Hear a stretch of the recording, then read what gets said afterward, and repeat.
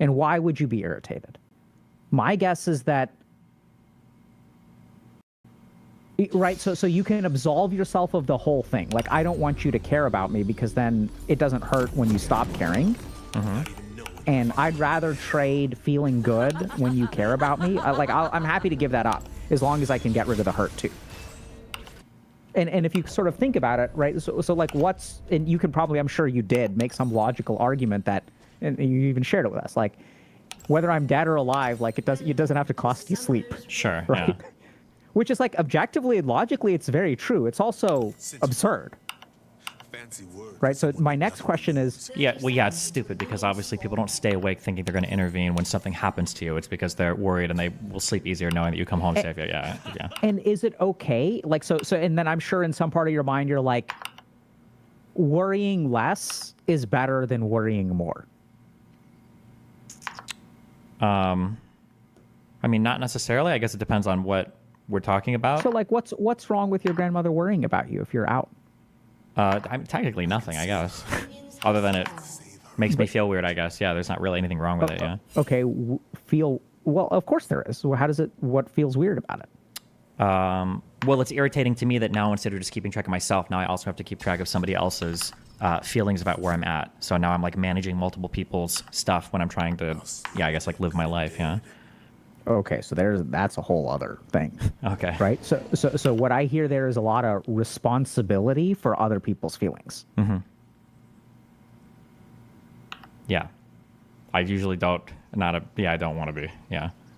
Nothing is painful. Do you find yourself being responsible, even though you don't want to be? I can do it pretty well, but when it's not related to me, if that makes sense. Oh, absolutely. Okay. Well, Yeah. So in my prior relationship, she might have even spoke to you about this. I might have spoken to you about this. Like, a big issue that I would have is that, like, if you've got a problem or you've got an issue with something that's really bothering you, I can help you with literally anything. But if your issue is with me, I have a really hard time dealing with that because it's a different type of thing. Yeah. So somebody wants to complain, like, yeah, go ahead. Well, go ahead. Yeah. So what's different about it? What's different about it? I guess it's demanding from me a behavioral change that I feel like isn't worth it, I guess.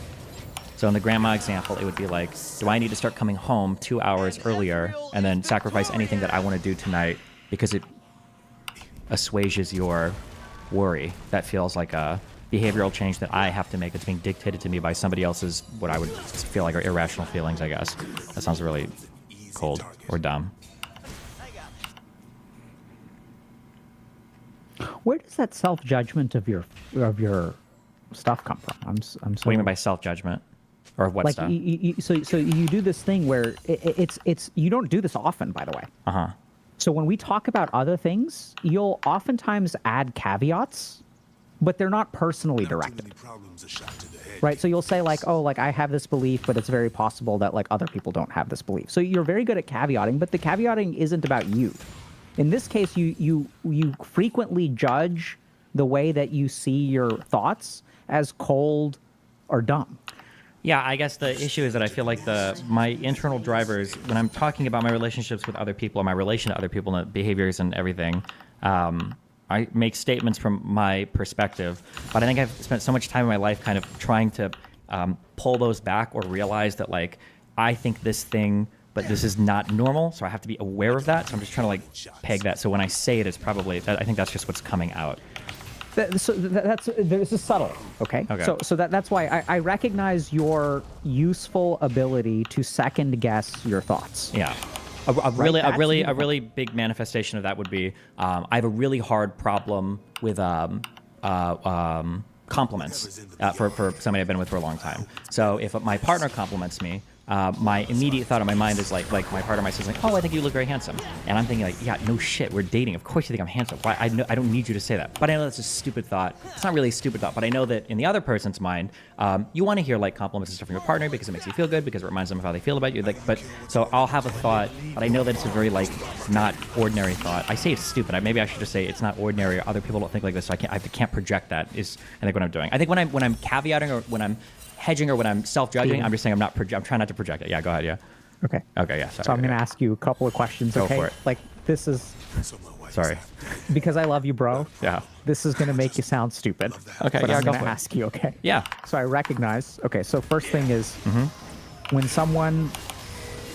Safety to my ally. Sorry, I'm getting emotional. Mm-hmm. So when someone has difficulty with compliments in some circumstances, when someone calls what they think and what they feel dumb or cold, Mm-hmm. do you think that tracks onto insecurity? Like, is that consistent with someone who is insecure in some dimension? If somebody says that they're uncomfortable receiving compliments, you're asking me if it tracks with insecurity? I try to remember. And if they what if they judge their thoughts as dumb or cold, when they feel or act or think a particular way, and they judge those thoughts in that way, do you think that tracks with insecurity? Those are the three things. I think it could. I would have to see what the self-judgment looks like. When I say that, to reiterate what I said before, when I say that something is dumb, or I shouldn't say this, I shouldn't think this, I'm not thinking that, like, God, I'm so stupid for having this feeling. When I say that, what I'm thinking is that, like, I understand that I think about these things in this way, but it's very abnormal, and I have to be aware of that, because if I start projecting that onto other people, people are gonna have really bad impressions of me. Yeah. Or have a very bad, I'm not gonna be communicating accurately what I feel about somebody if I act the way that I would have somebody act towards me. Does that make sense? Yeah. Yeah, it makes sense. So this is where, like, we also get into a weird space, because respectfully, I disagree. Okay. I think that what I feel from you is that is what you said is absolutely correct. I think that is what has built on top of a kernel of something else. Okay. So I think this has been absolutely adaptive for you, but, like, it's weird to hear you say this, and maybe this is my perception that's messed up, right? Maybe I'm making a mountain out of a molehill, but, like, it's so weird to hear you say that's dumb, that's dumb, that's dumb, because you don't usually talk like that. You're not usually so black and white. You're quite nuanced, right? So you'll talk about the shortcomings in your thought process quite frequently. Sure. Yeah. Yeah, But like I said, I usually think those- it's part of what we said before. I try to be, like, very aware of, like, where my thought process sits in the world, and I try to, like, caveat or hedge. Yeah, I understand Yeah, what you're saying. so what I would encourage you to do is take a step back from that and listen to the music. Okay. Right, so like take a step back from, like, analyzing your thought process, and, like, now I'll ask you, so now we'll pick a new topic, right? So, like, try to listen to the music. Okay. What is it like to be responsible for the feelings of others? What is it like to be someone who can create worry or take it away? To create happiness or sadness? What is it I'm like trying to to think have more. people... The first thing that pops into my head is just stressful, usually.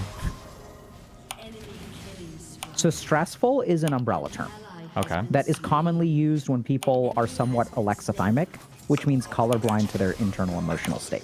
Okay. Like, I get that it's stressful. Of course it's stressful. You're But what is asking the me why it's nature of that stressful? stress? When you get a text that a bunch of people are waiting for you at a con, how do you feel? I think that the stressful part of that is usually the idea that there's, like, a thing that people want me to do that I don't really think I want to do it, because I don't think it would be very enjoyable or very much fun for me, but I know that if I don't show up, a bunch of people are going to be, like, very upset or very unhappy. So then the stressful part is that there's, like, there's a branching path where I can make a decision that would be fun for me or would make me happy.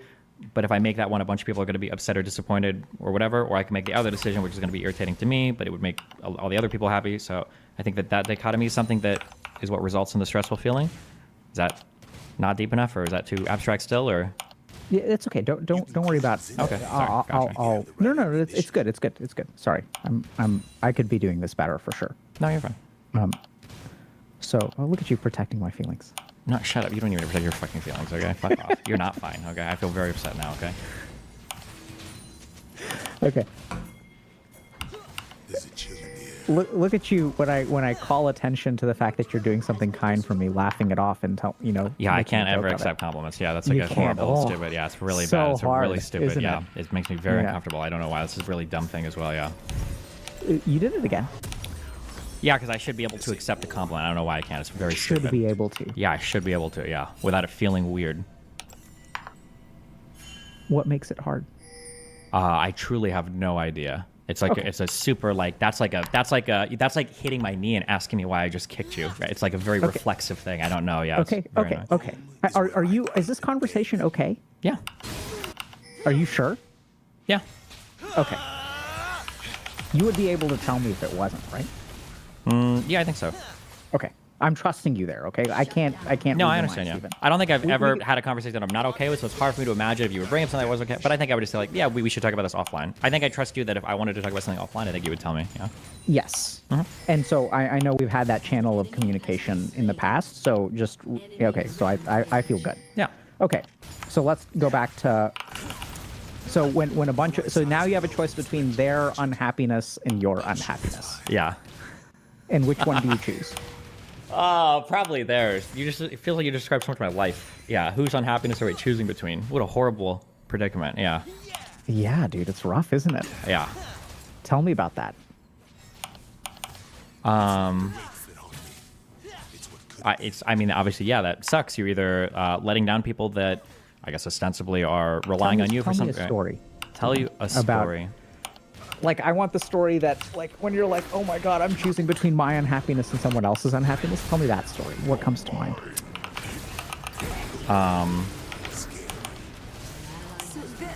I don't know. It feels like almost every. I mean, like the really obvious one would be any particular story relating to people that want to hang out at a particular convention. Me giving, I do way too much like implicit acceptance or denial, so I don't real. Okay, well, I can. Jesus. Yeah, I guess like a couple weeks ago, or maybe a week ago, a few friends I think wanted to go out. I think kayaking, and they were staying over here, and they messaged me in the morning, and I was flying back from another thing, and I was like, okay, I'm just gonna not respond.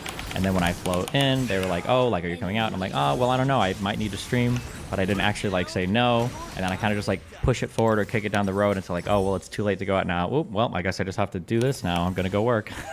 That's probably a lot of interactions that end up like that. Yeah, that happened when I was in Austin. I think with another few people that wanted to hang out. I think it happened a few days, but yeah, these happen. Yeah, these interactions happen a lot. What is the consequence of other people's unhappiness? It's I guess When- it's a reward, I guess, because usually then they just like go away. So I just like get to keep working and do my own thing. I guess maybe that's why it reinforces the behavior so much. Yeah.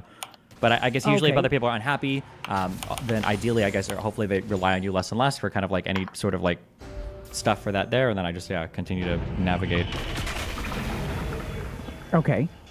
So I'm gonna go a little bit back. I mean, I get that. So Sure. I get the fact that, I mean, I call it a fact, but like, I can see how you don't water the plants. Yeah. Like you're not gonna uproot a plant. You're not gonna kill it. You're just gonna let it die. Yeah, maybe, yeah, depending on, yeah. Yeah. So what I'm kind of curious about is sometimes when people do this, they have some kind of consequence from unhappiness, which is not letting things die. This is your adaptation. So what we're trying to understand is, when did you learn that not doing this was a mistake? When did I learn that not doing this was a mistake? As in When not... did you learn that evoking unhappiness explicitly, right? So because what you're doing is you're not explicitly disappointing people. You're just AFKing until they figure out you're not going to show up, which, by the way, is like such a common experience Yeah. for people today. Okay. Like, I'm just going to like ghosting, right? Like, it's like, oh, so many of us just AFK until the shit disappears. And so usually when we see this kind of behavior, what happens is like there's a time in your life when you were not like that. You were definitive. It resulted in someone else's unhappiness, and then you learned, no. This is a terrible idea.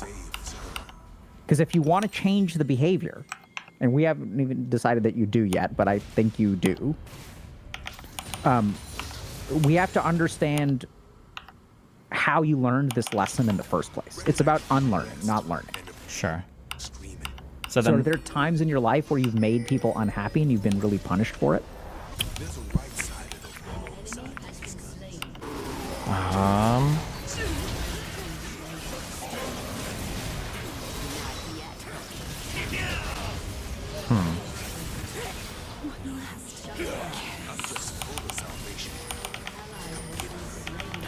can't necessarily think When of it. Yeah, go did you ahead. learn to fear people's unhappiness? When did I learn to fear people's unhappiness? Only frightens the timid. Probably, I guess, it probably came through my first two relationships, I think. As I was like doing school and work too much, my partners wanted to see more of me, but I like was either sleeping or working or in school, and I just didn't really have enough time. And then, yeah. So it probably would have been through my first two relationships, yeah. Okay. And what happened then when you weren't able to make them happy? I just got really, really bad usually, I think. Yeah. Yeah, lots of, yeah, very intensely physically abusive. Lots of cop calls and stuff. But I would say that, yeah, I think Holy shit, dude. Yeah, I mean, I was kind of dumb. It's all good. We're cool now. But I think the pattern that I would basically fall into is that like I would become more and more disconnected. The other person would try to evoke a reaction out of me, and then eventually that would escalate into them kind of attacking me until I would respond, because obviously I had to at that point. Yeah. I'm taking all those bastards with me. Okay. I'm going to need a second to process that. Go for it. Do you feel bad that I need some time to process that? No, actually. Okay. I feel like I hope most people get this impression. When you say you need time to think, that's actually something that feels really good, because it feels like I'm saying things and you're actually taking a moment to genuinely consider them and then think of a response rather than just like going down. So that's flattering to me. Yeah. Your turret has been destroyed. Blast them, Gauntlet. No sunshine where I'm going. Shut down. So you don't want to be depended on. You don't want people to depend on you. I think theoretically I do, but only if our interests are like super, super, super aligned. So like if I have like you call it a ride or die. I don't know. If you've got somebody who's like, where our interests are like 1,000,000,000% aligned, or not 1,000,000,000, it doesn't have to be completely, but if they're aligned on something, then yeah, then in that point, like being relied upon is really fun for me, because then I feel like I have a thing where it's like, I feel strongly about this. This is a person who's like feelings or livelihood I want to protect, and I feel like it's in like an arena or a realm that I excel in, and like these are a thing that we're like mutually working towards. Like, yeah, in those cases, I think it's really fun. I don't think I would avoid it in all cases. Just usually I feel like I'm not as aligned, I guess, with the people around me sometimes, or people who've been in my life.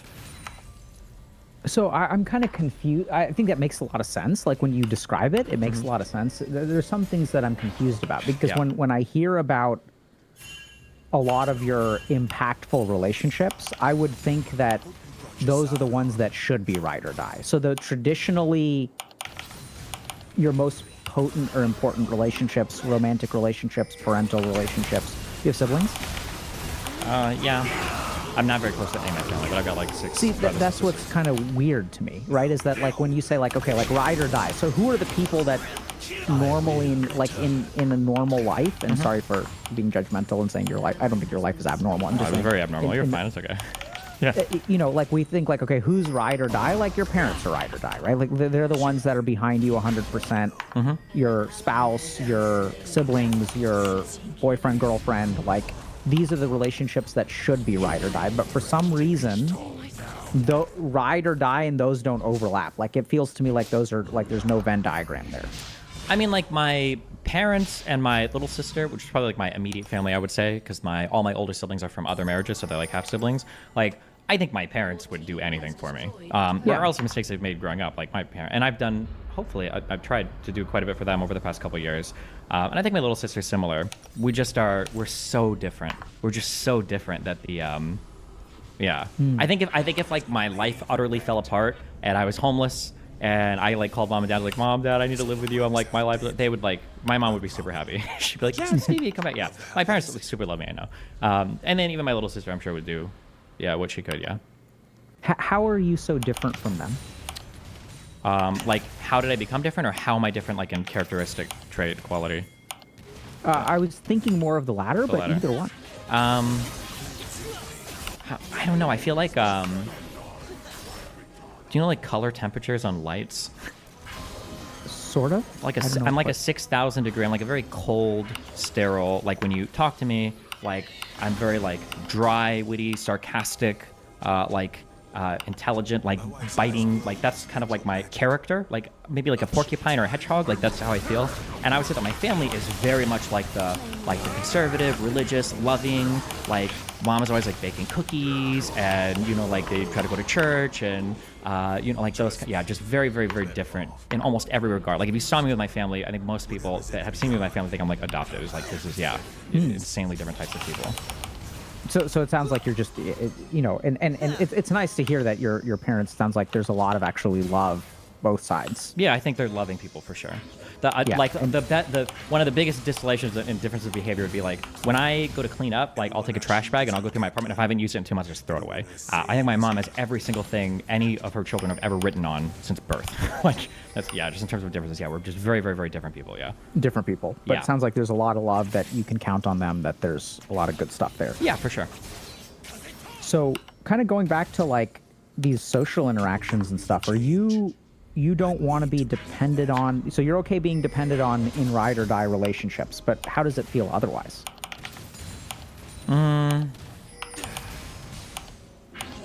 If it's something that I excel at, that I can do quickly, it's okay. But if it requires like a significant thing, otherwise, it just feels very burdensome, I guess. I'm taking all those bastards with me. What's so burdensome about it?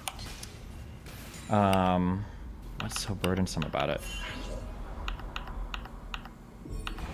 I don't know. It just feels like a lot of time, emotional energy, for not much in return. I don't really have any friends though, so yeah, I think that's what makes it hard to evaluate too. As I'm talking about these things, a lot of these are like people that I would say like I'm friendly with. I don't have very many like friends, but I feel like if it was a friend making a burdensome request, I don't think I would have a problem with that. So like I live close to a guy. There's a guy called like Dan, and I think if I had like a random person and they were like, I really need a ride tomorrow to the hospital and I live like 40 minutes away, like, could you just like pick me up, like, please? I would probably say, bro, I'll just shoot you money for an Uber. Like why would I waste my time with this? But I think if Dan asked me, like, yeah, sure, of course I can do that. So I think maybe it's more, maybe, also sorry if I'm going too far off. Maybe the analysis I'm giving you of how I relate to people isn't necessarily like I treat everybody like this, but more so that like there are very, very, very few people I consider close enough to like make these types of, I guess, sacrifices for, or make these types of arrangements with. But I think for people that are close to me, I think I wouldn't have a problem doing that. Yeah. Sorry, go ahead. Are you? So I know there's a meme about you being a sociopath. Like, do you think you're a sociopath? I don't know. I'm trying to think about it. I think it's cringe. I mean, so I'm not diagnosing you then, but I don't think you're a sociopath. Like, I don't get sociopathy from you. That's good. All right. I get. I'm a diagnosed non-sociopath. I'm just kidding. Yeah, I don't know. That was funny. But I mean, what I really get the sense of is that, like, you feel, first of all, I don't know why, but you feel so responsible for, like, randos. Like, you don't want to inconvenience people. You don't want to burden people. You don't want to, like, be the result of someone's unhappiness. And maybe that's something deeper than, I mean, I think it's like having a physically abusive relationship where they made you responsible for their happiness. And it's not so much about the abuse as it is like, I think sometimes people, this is like one of the things I've learned as a clinician is like,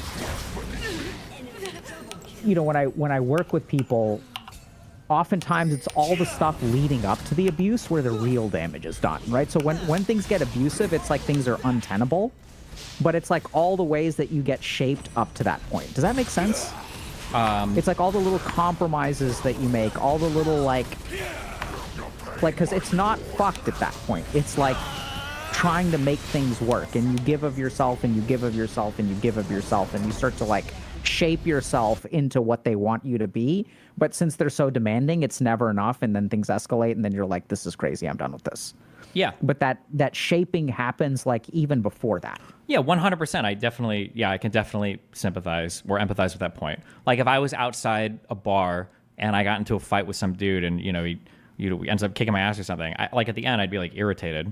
But it's not going to have the same emotional gravity as like a fight with a significant other, where at the end it's like, Jesus Christ, like what brought us to this point that like I'm calling the cops? Like this is like insane. Yeah. And that's probably a lot more emotionally loaded with a whole bunch of other things leading up to that point. I would agree. Yeah. No, what I'm even saying is before the fight with the cops with your significant other, what I'm talking about is 3 months before that fight, there was something about you ordered pizza and they got pissed at you. Sure. Something insignificant that is actually quite emotionally shaping. What was the path before things got abusive? Yeah. Yeah, I understand what you're saying. Yeah. And what I'm kind of curious about is like, so what's wrong with, and don't say nothing, don't say this is stupid. Okay. I'll What's try my best. wrong with telling people, hey, I'm flying in today, and they're like, hey, do you want to go kayaking? You're like, I'm going to be flying in. I'm pretty tired, so I think I'll pass. Yeah, there's nothing wrong with it. That should be what I do. Yeah. Remember, you can't say nothing's wrong with it. What's wrong with it? Oh, I can't even. Oh, wait, I have to like. What's wrong with it? As in like what it feels wrong to me, or? Yeah, like why? Like you don't do that, right? So we have Oh. to reverse engineer. We can't say what should be. Oh, we have to okay. accept what is there. Nothing's wrong. There's something wrong with it. Otherwise, you would do it. Oh, yeah. I feel like I guess I feel like I'm letting the other person down. What's wrong with letting the other person down? The person views me, I guess, as some sort of person that they want to spend time with, or hang out with, or have fun with, and I'm completely failing to, I guess, live up to that expectation. What's wrong with that? It feels like I fostered some kind of expectation in the other person that they can have that expectation of me, and I'm failing to live up with that. To that, maybe. Let me ask in a different way. Okay. Who's someone that you had an expectation with that let you down?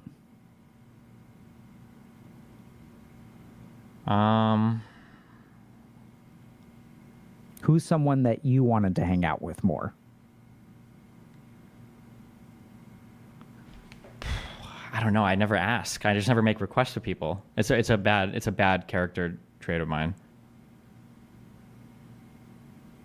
Did I ask you to come on my? I asked you to come on my podcast, right? No? Did I Did bring you? that up in our last conversation? Or I might have brought it up, like, if you're in Miami, you should come by. Oh, maybe. Yeah, I think you mentioned something Oh, like okay, that. yeah. If I did, that took a lot of building up to do, because normally I just don't make requests of people ever. Yeah. But if I did, that was something I had to think about a lot before. Okay, I'm going to ask him this particular thing, because I always feel like I'm imposing on other people, which is stupid. I know I'm not. I just did the thing. Sorry. Yeah. Yeah, so good. Awareness, right? Yeah, You don't yeah, have to I fix know, it. yeah, okay. Just aware. Aware, right? So notice that self-judgment. It's not dispassionate, Stephen. Do you see that? It's not dispassionate. What the? It's like the judgment. It's not a logical analysis. It's a judgment. Is it? I don't know if it is. It is. Okay. I mean, like, rationally, it's just not true. I know I'm not imposing. I know you can say no. Like, it's stupid to feel like it's an imposition Right. for So me to, yeah. if it's not rational, then what is it? Emotional? Yes. And judgments are emotional, not rational. Or this version. There's other versions that you can arrive at a logical judgment, but that's not what's going on here. Like, that's the point, right? It's like it's so simple that it's like so sort of weird that, like, obviously you know that rationally it's not okay, but the crazy thing is that this is rational. At its core, it's rational, because emotions are to conceive of yourself as your words. No human being is a computer. Mm-hmm. So a rational analysis of yourself must include emotion, Yeah, of course. Yeah, I agree with that.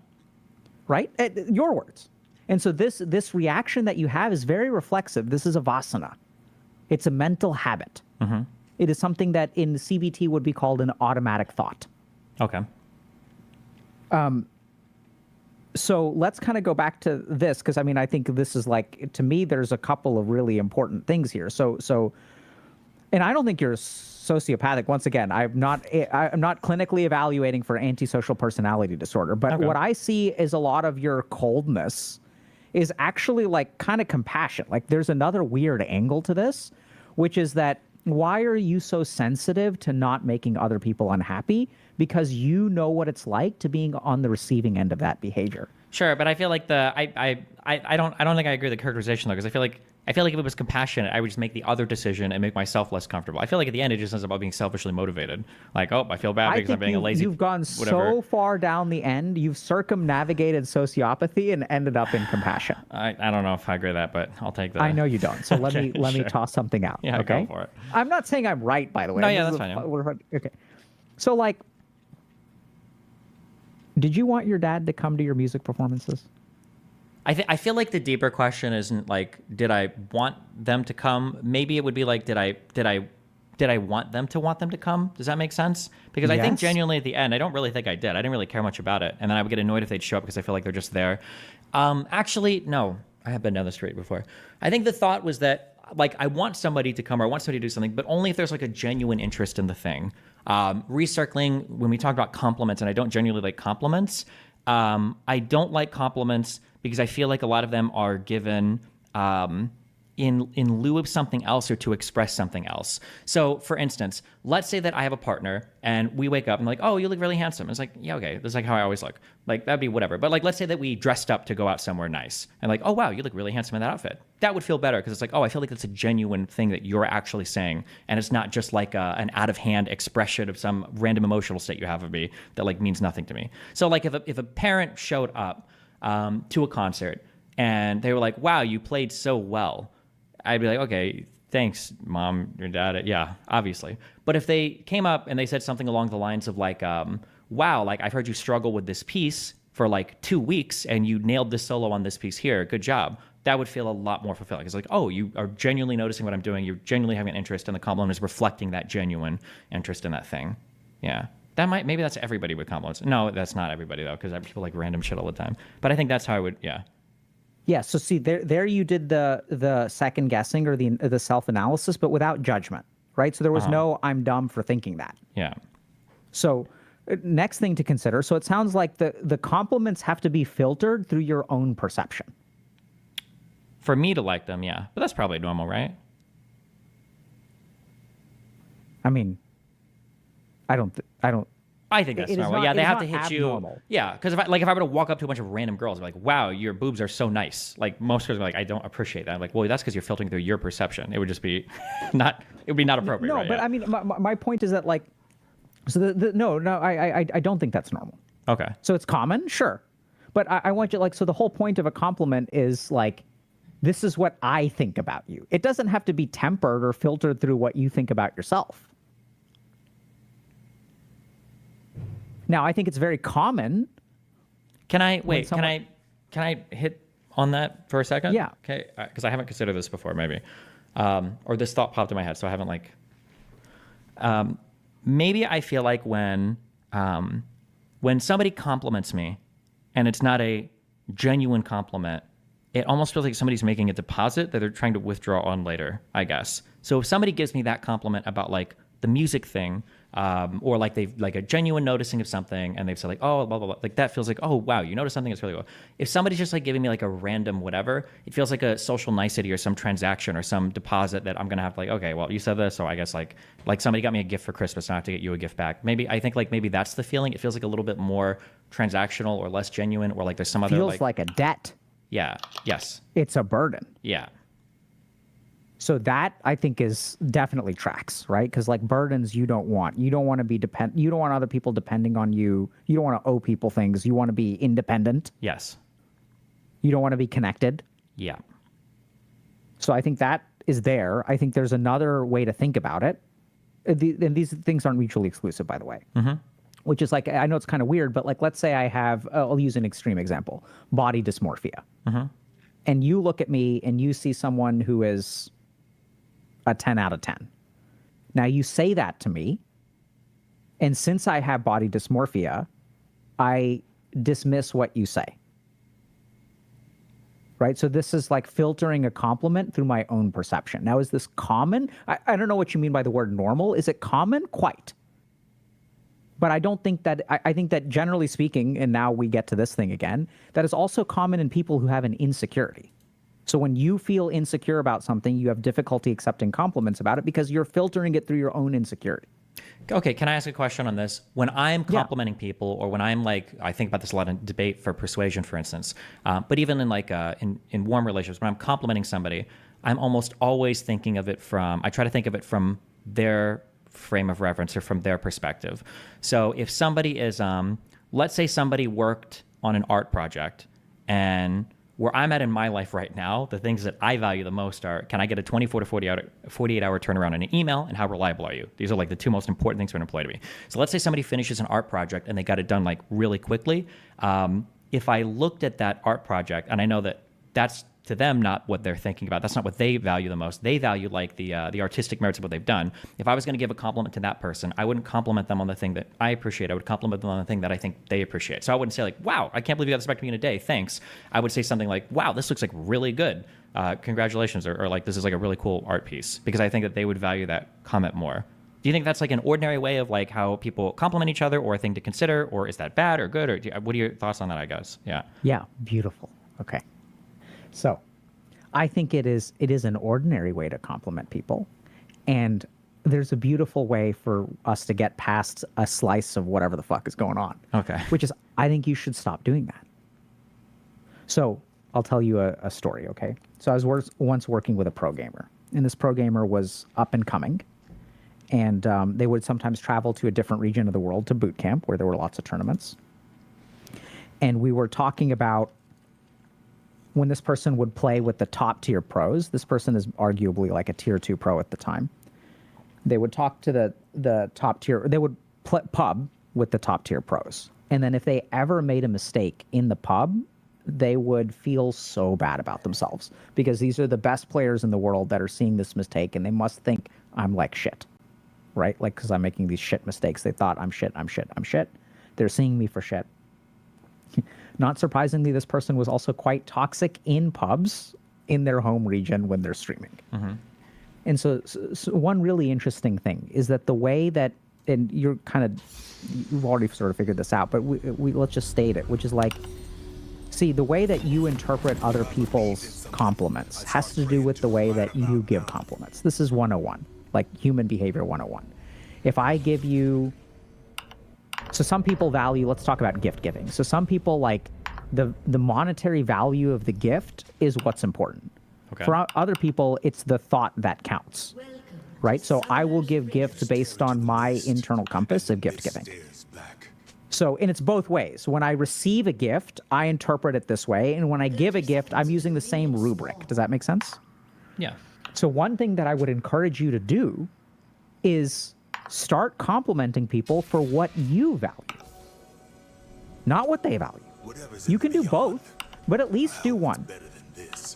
So because what you're doing is like, if you compliment people, quote unquote, deceptively, and I don't think deceptive is really the fair term, but I'm using it as kind of a hyperbole.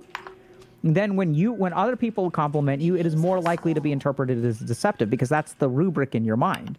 You give compliments to people based on what they will like. Okay. When I think about, yeah. And you can keep going. I'm writing some of this down Okay.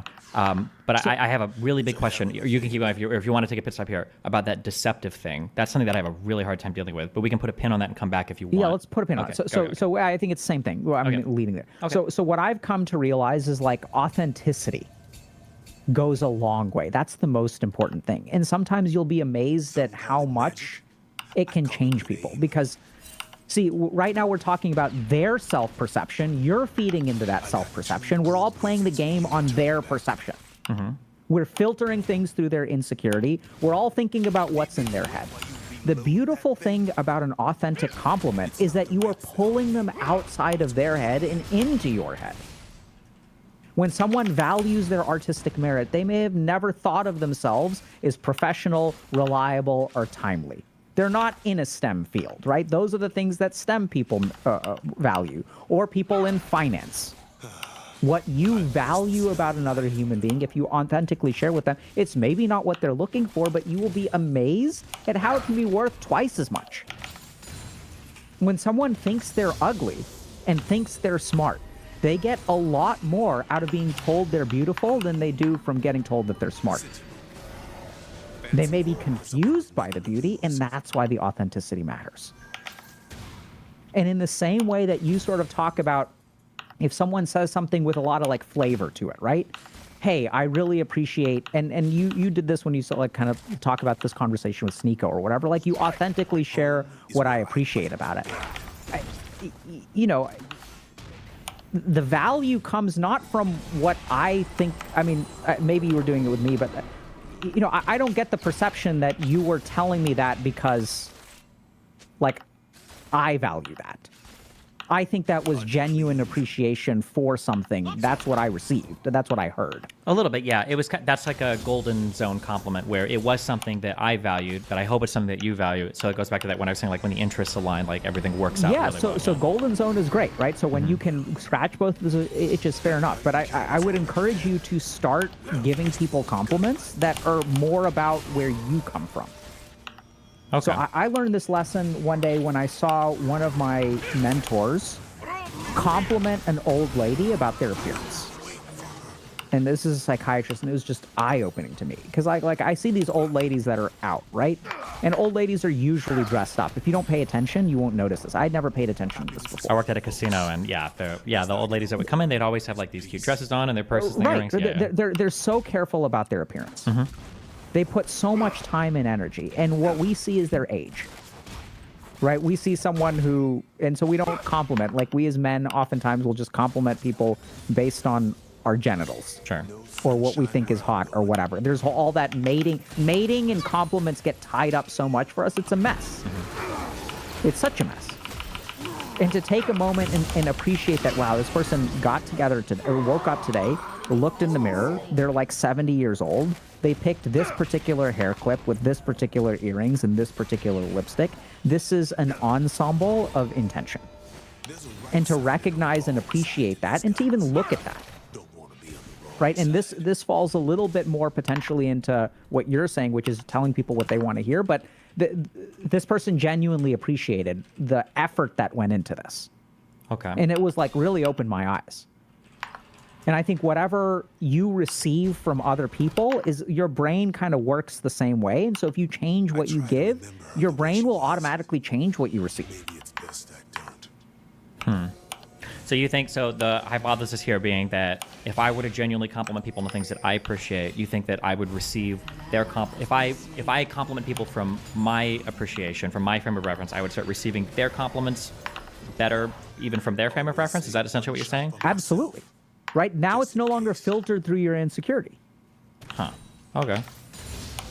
Right? And then hopefully over time, you'll be able to discern when people are bullshitting you because you can still tell the authenticity, right? So you're familiar with the golden zone. You know what it looks like.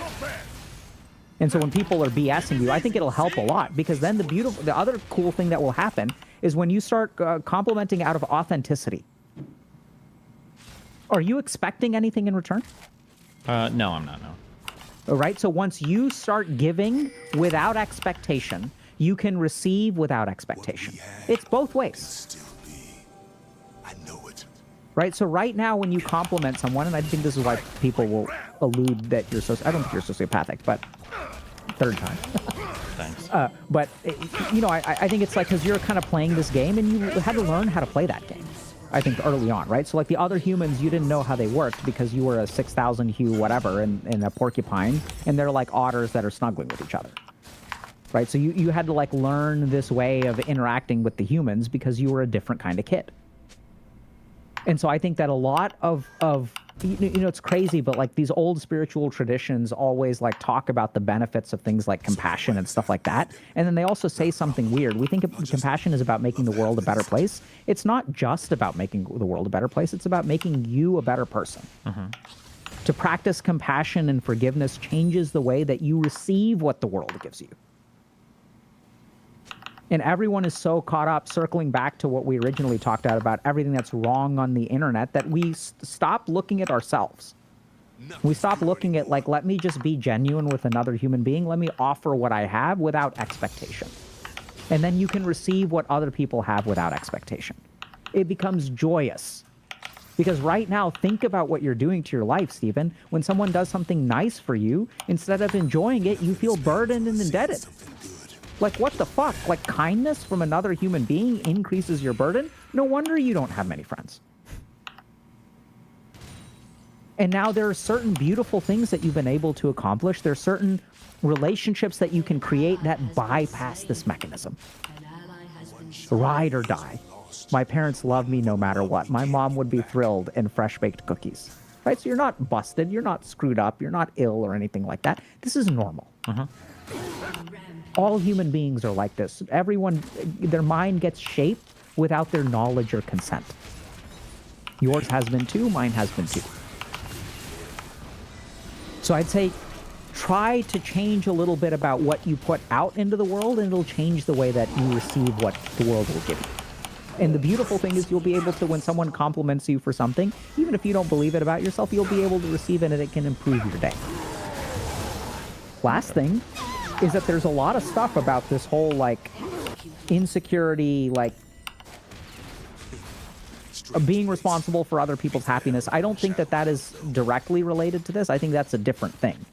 But I do think there's something about, you know, like, and I think it's hard to admit, especially, so this is harder to admit if you have a good relationship with your parents.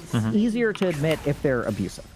So when you love your parents, it's much harder to say, it really hurt me that you didn't show up all the time. Right? Yeah. That's, it's so weird. Like, this is another thing that I learned clinically. I had one patient who I've learned so much. And when we love our parents, it's hard to find fault with them. And if we can't find fault with our parents, we can't admit how we've been hurt. And if we can't admit how we've been hurt and we suppress it and we don't acknowledge it, then it leads exactly to the picture that we see with you, which is fucking confusing and makes no sense. I'm not insecure, but I feel insecure. I have all the features of insecurity, but I'm not insecure. And then the last thing is that this can be states. So it's not that you are or aren't. It is that there is a dormant part of your mind that arises in some cases. In certain circumstances, these things come up. And you're so beautiful at talking about them, right? So it's like when your grandmother is like, where are you? When these people are like, you're flying back and they want to go kayaking. These moments where this complex arises. And the rest of the time, you're fine. We know you're secure because you can take on some of the biggest wigs in the industry and hold your own. You have confidence. You have faith in what you're doing in the world. You have a foundation of what it means to be good, how you want to see the world change. And we can see all the confidence that comes. People detect it. That's why they can't push you around. Sure. Right? It doesn't matter how rich they are or how much money they are or how many more followers than they have. And you are centered. The only problem is that when this thing arises, you become uncentered. Can you feel the difference? Yeah, of course. Yeah. Right? So it's not either or, it's both. One is dormant. It's an issue of state, not trait. Yeah, that It's makes not sense. stats. It's like tank stance or DPS stance or healing stance. You had a question? No, I don't think it's as relevant anymore. I was going to ask before, in terms of like complimenting people or saying things that I know people want to hear. Like how much of this is deceptive versus if I'm trying to communicate a genuine interest to somebody, I might say a particular thing that I care about, but I don't think they care about it. So then instead I might say something that I know that they care about. It's something like that count as deceptive, but you're just saying to just like compliment on things that I would care about regardless and not try to get into other people's frame of reference so much, I guess. So there's a nuance there. So Sure. I'm not saying that you should do entirely one. What I'm saying is that you should start piloting the other and see what happens. Yeah, I understand. Okay. And then the right answer is then focus on your perception. Because right now, when we're talking about compliment, we're all talking about you. Should you do it this way? Should you do it this way? But at some point, what you want to then do is see how they receive the compliment. Yeah, that makes sense. Okay, yeah. And then once you operate from perception, then you by all means can fit yourself to who they are. Yeah. And I don't think that that's deceptive. It's just as long as you're not deceptive, it's not deceptive. Yeah. Okay, so here's a question. What is like the limiting principle on this? How far, let's say, so I'll hyperbolize really hard in the other direction. Somebody sees me and every single time they see me, they're like, I really like those Ralph Lauren sweatpants. They're the coolest thing ever. And they just really like complimenting these things, but I really just don't care about this, or I really just don't enjoy this, or I don't like this particular compliment.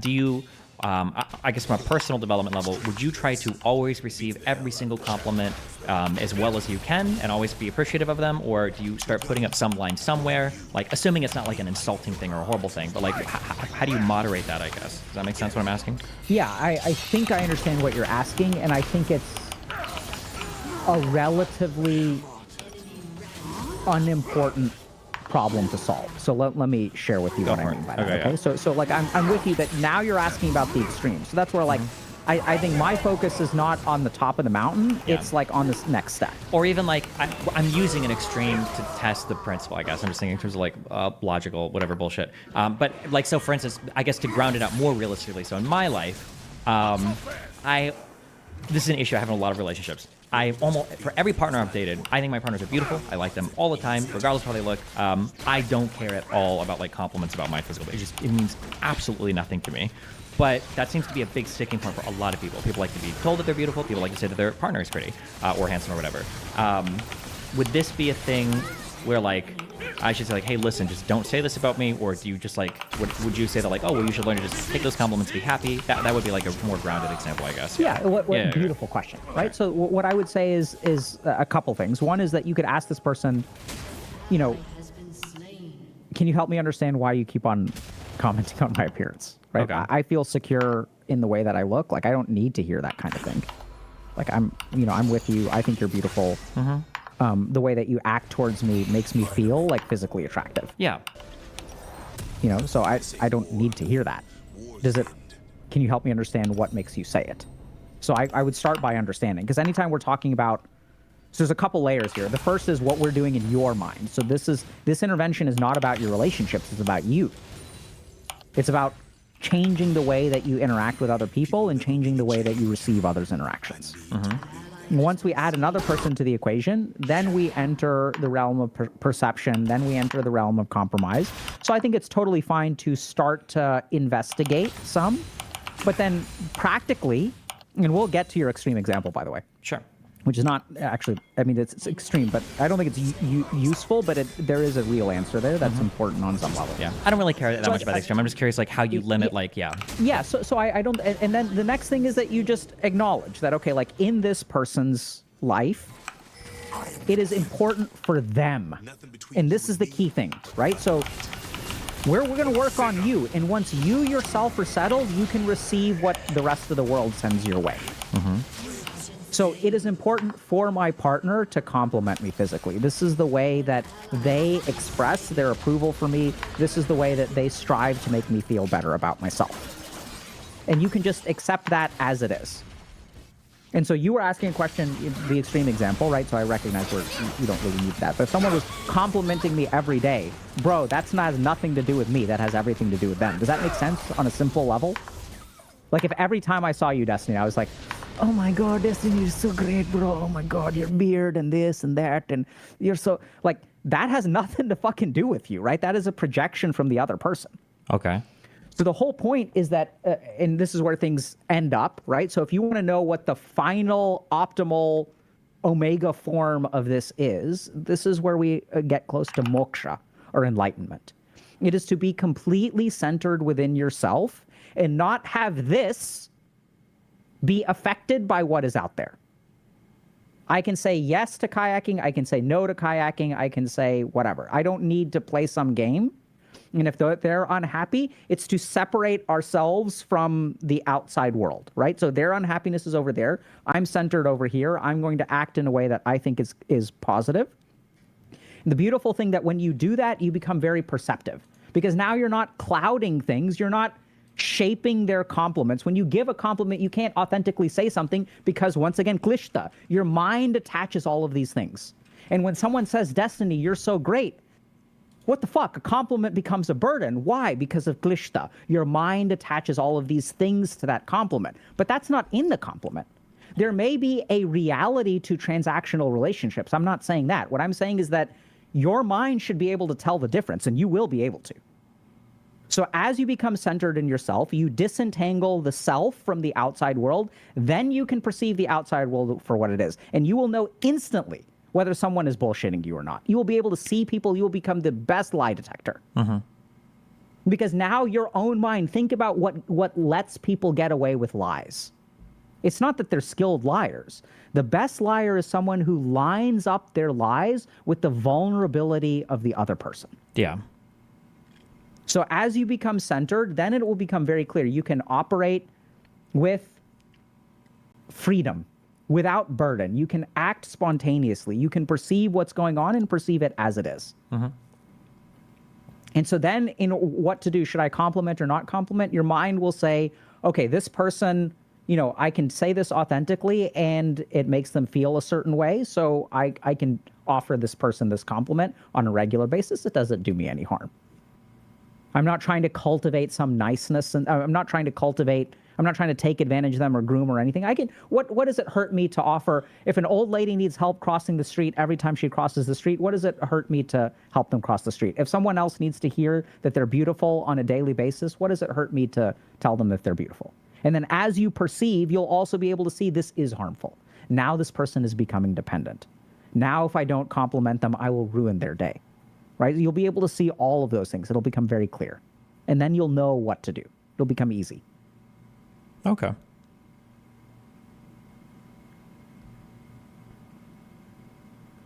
Okay. Let me summarize some advice and then spit it back at you, and then you can tell me if I'm roughly understanding this.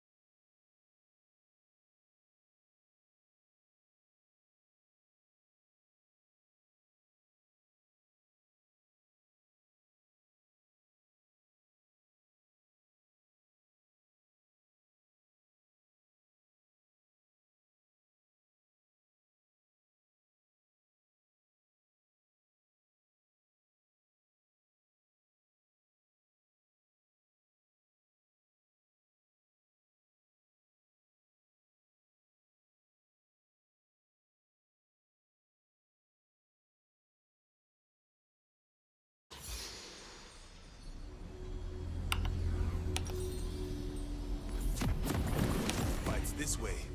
If you're coming along, try not to die.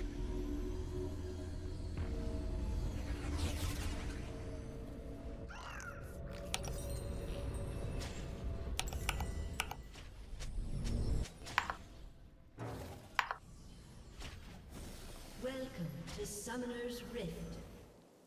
Life. It's a hell of a thing. 30 seconds until minions spawn. The sea holds fearsome creatures. And them.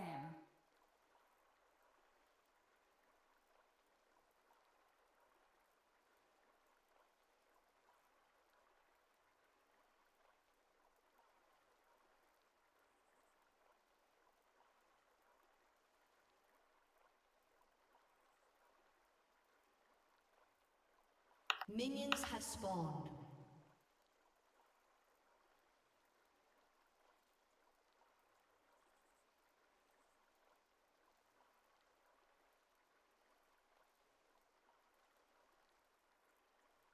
Used to think nothing was colder than death.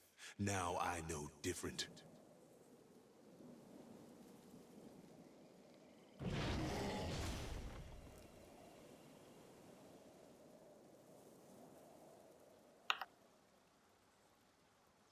Afraid to get your feet wet?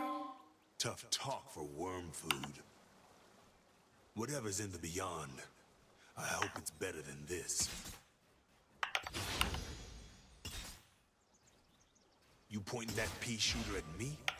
Let's dance.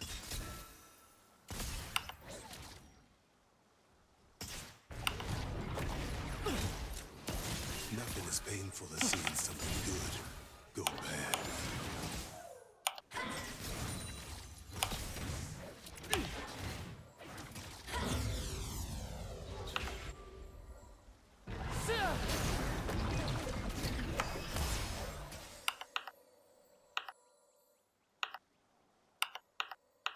Hope you brought your sidearm.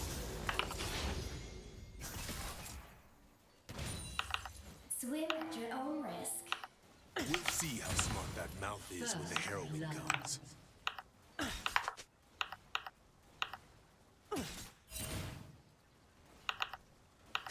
Always save one shot for myself, just in case.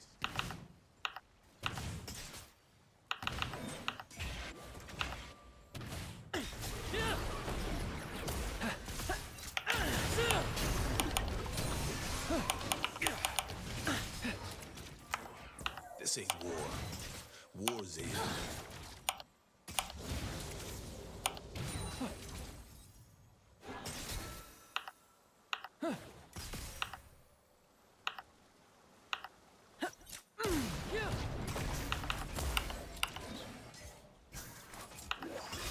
Seen so much death, I don't even notice it anymore.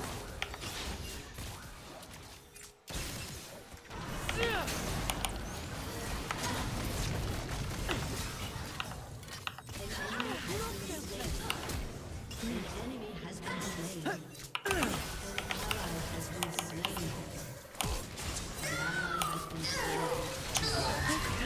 Ain't like in your odds.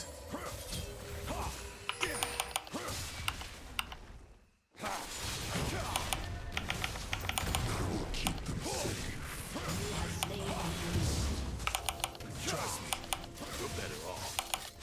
Don't need triggers, just need a target. It ain't never a sin.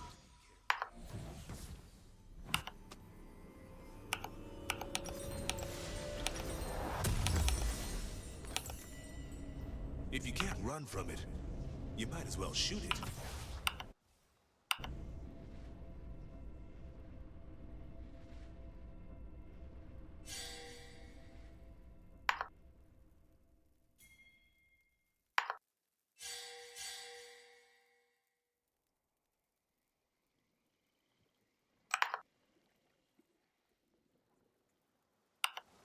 My wife's eyes glow with spectral magic. I'm sure it's fine.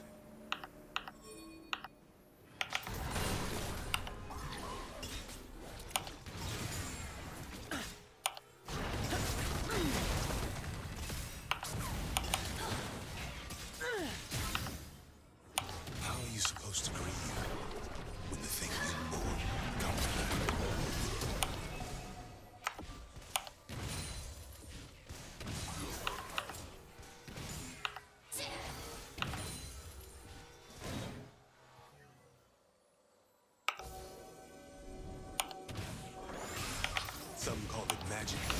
I call it good aim.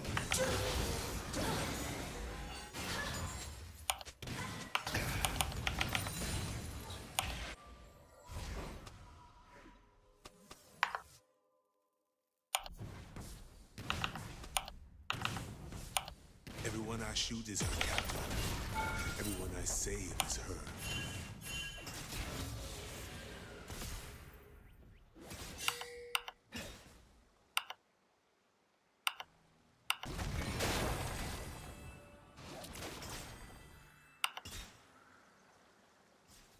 Keep your guns out, and you'll never need to draw.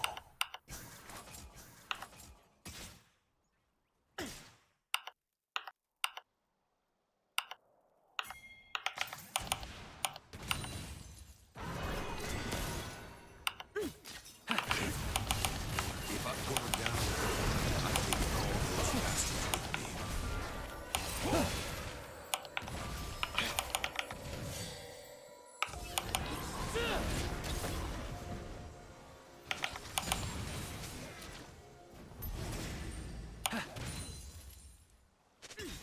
What we had can still be. I know it.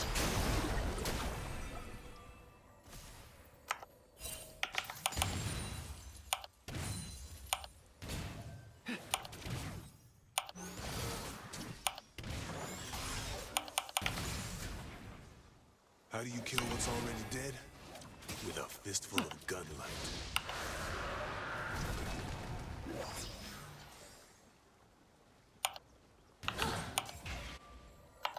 Can't run from trouble. Sure can delay it for a spell, though. I can see it. I can save it.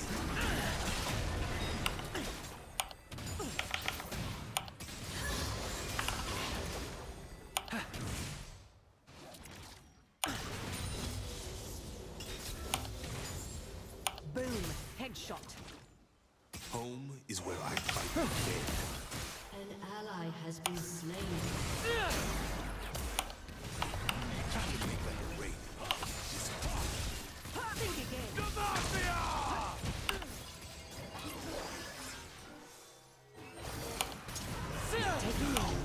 She feels Immaculate. cold.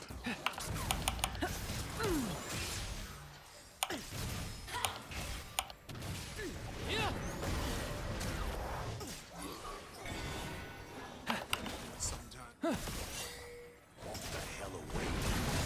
Something seems too good to be true. Probably is.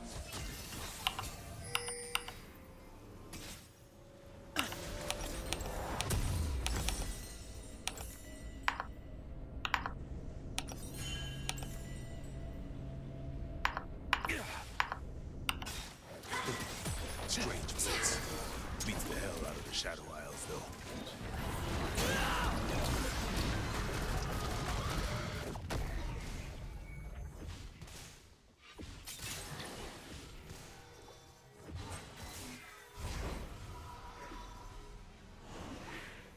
When I kill them, they stay killed.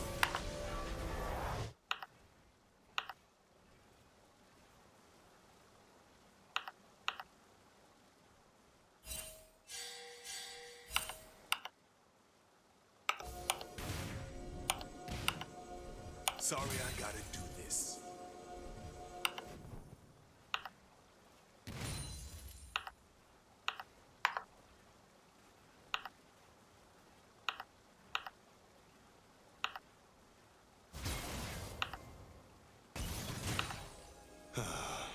I've missed the smell of life.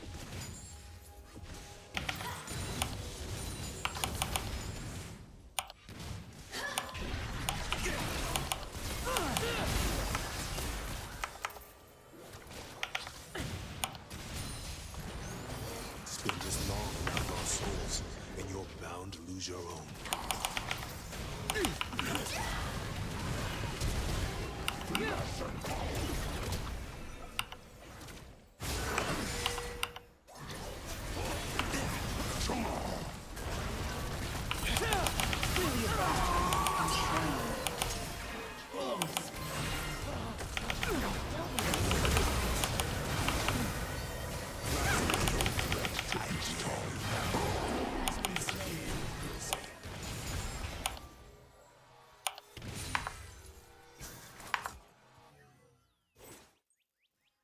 Enemy killing spree.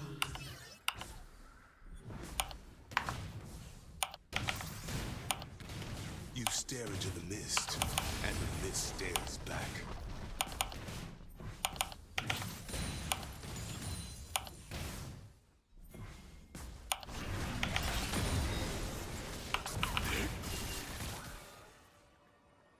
An Calibrating. enemy has been slain.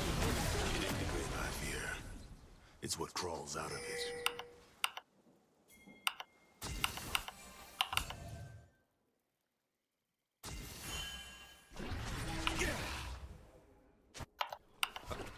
Know when to let his guns pull.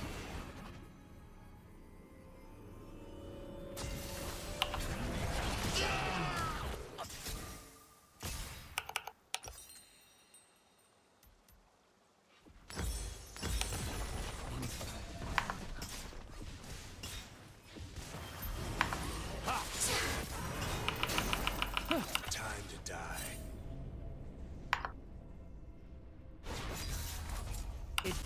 So my wife is half dead. Not a problem. I'll just love the half that isn't.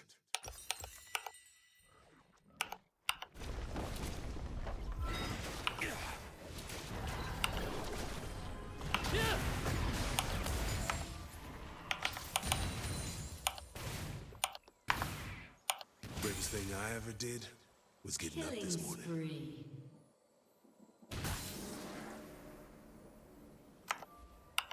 Double kill.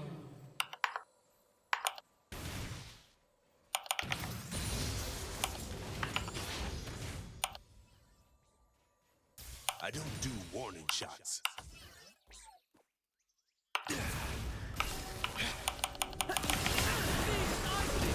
Ashes and dust.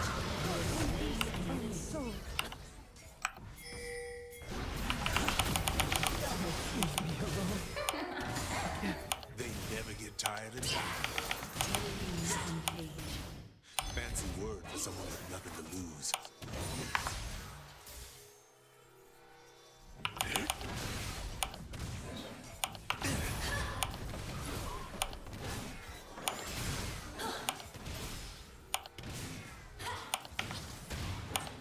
People never really change. I need to believe that.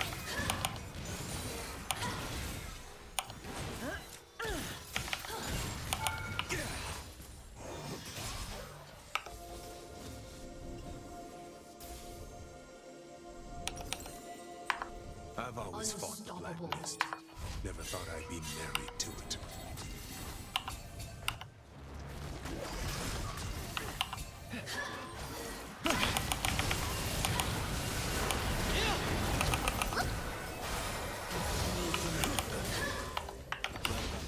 I could use some purifying.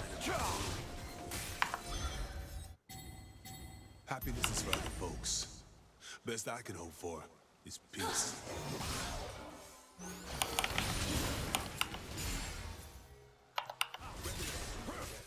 And a break from all the screaming.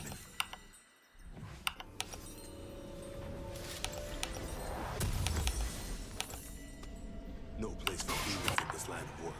A full heart's an easy target.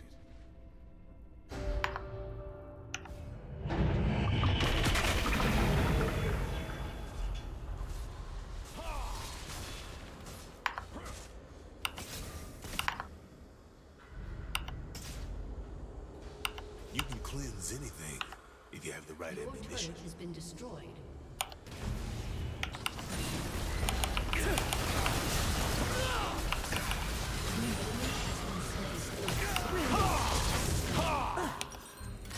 An enemy has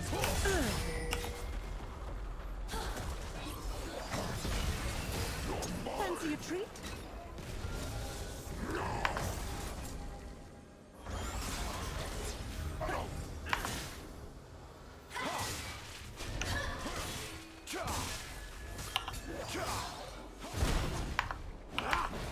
Yet.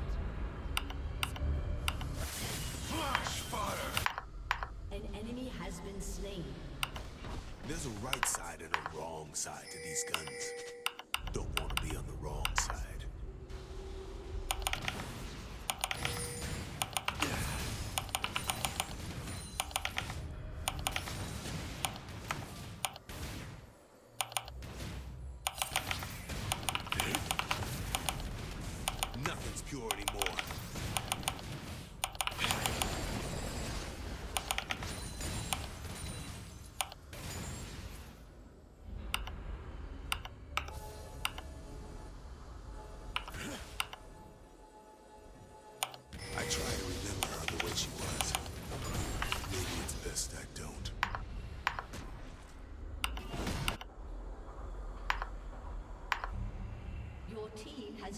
destroyed a turret.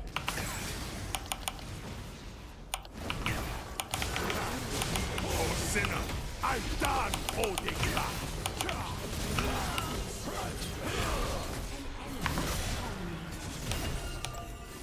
One hunt ends, another begins.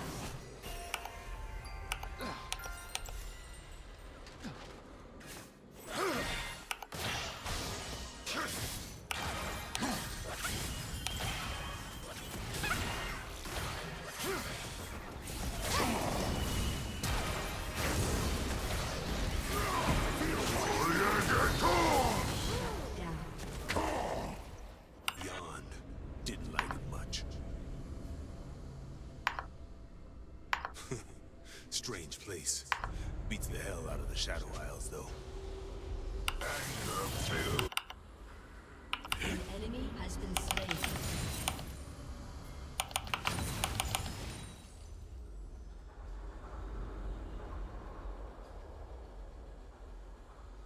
I'll sleep when they're good in bed.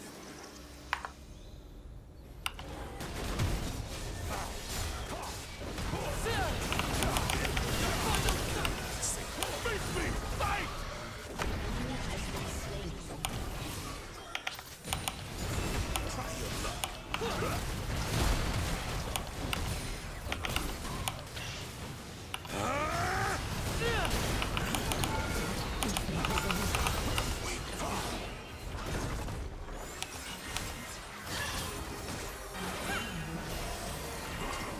You have slain an enemy.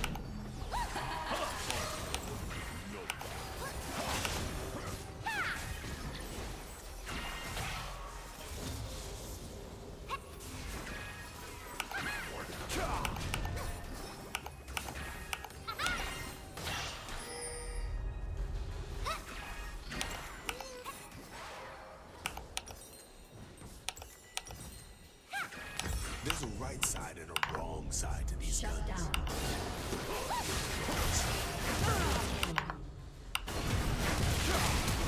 An ally has been slain.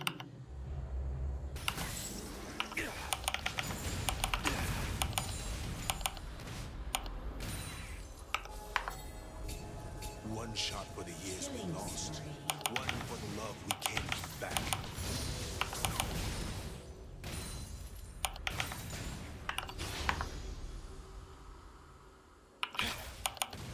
Your turret has been destroyed.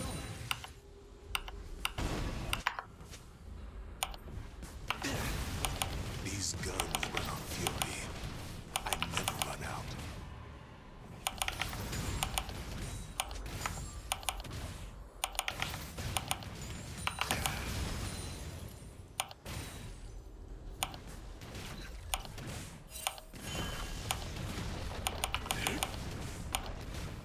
Your Not too team many has problems destroyed a to turret. fix.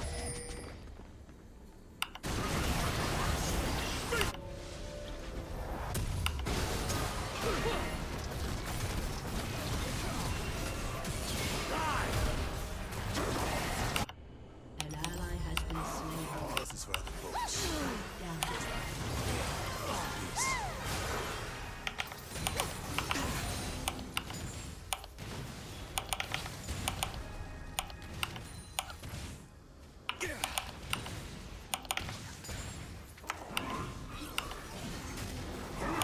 There's a chill here.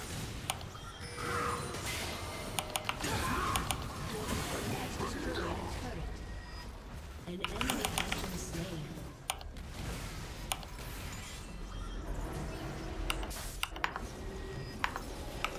Both guns blazing.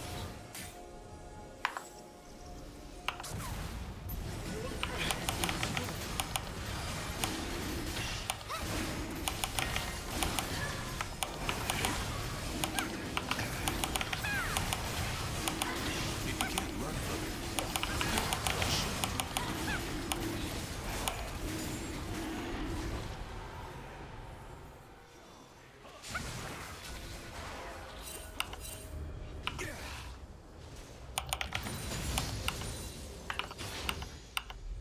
Used to think nothing was colder than death.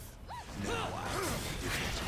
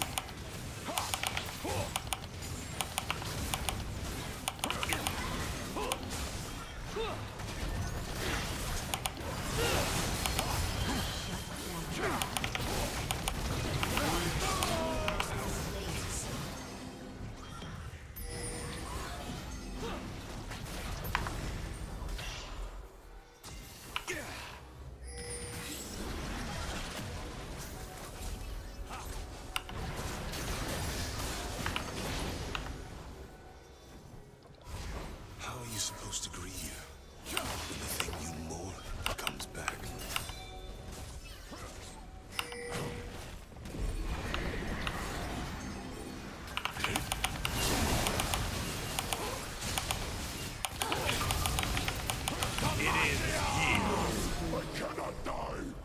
Focus long around lost souls, and you are bound to joy.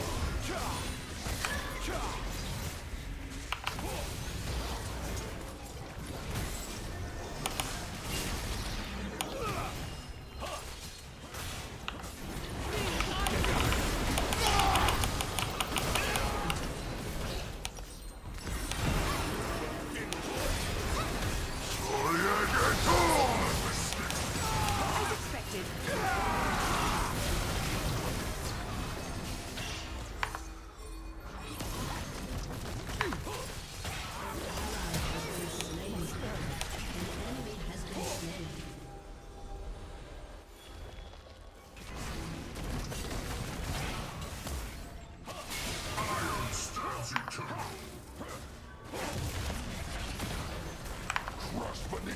Moving water.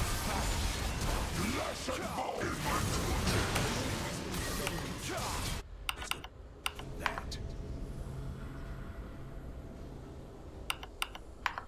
So my wife is half dead. Not a problem. I'll just love the half that isn't.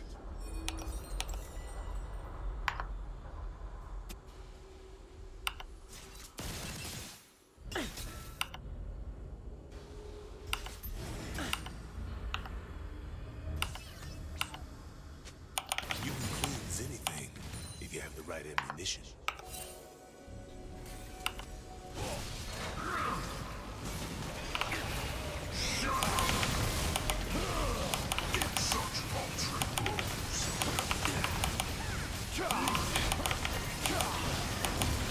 So much death, I don't even notice it anymore.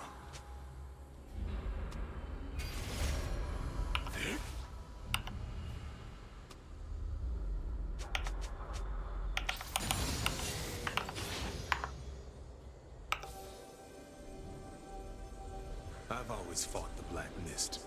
Never thought I'd be married to it.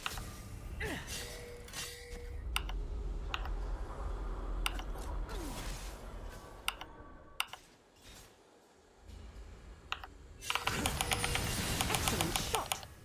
Go by the night. Go on, scare me.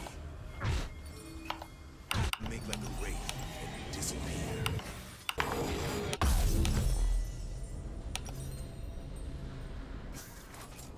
An enemy has been slain.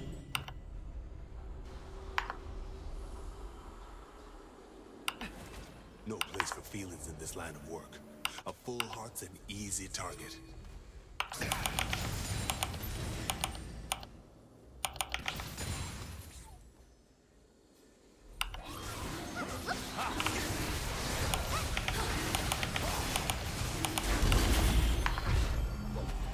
I try to remember her the way she was. Maybe it's best I don't.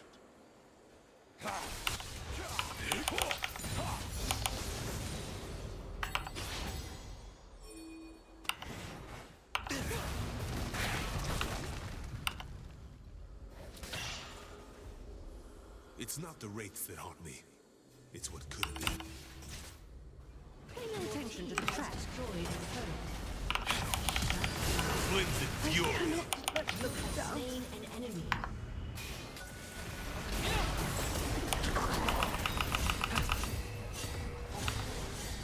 Whatever's in the beyond. It's better than this.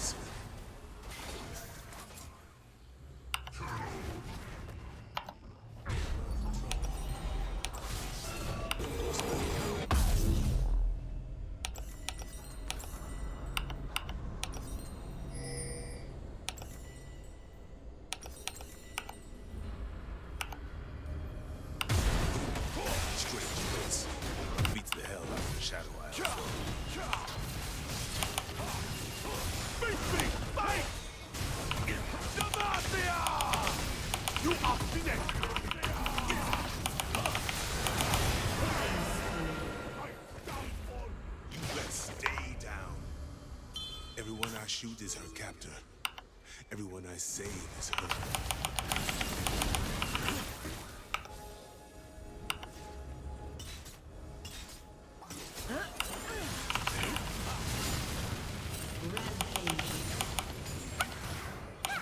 Trust me, you're better off. Bravest thing I ever did is get out of this one.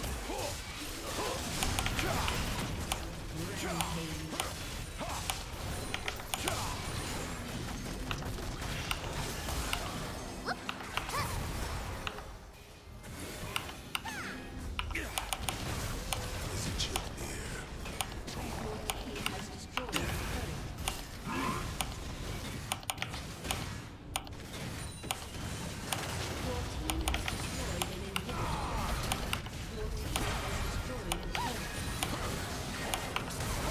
One shot for the years we lost. One for the love we gave.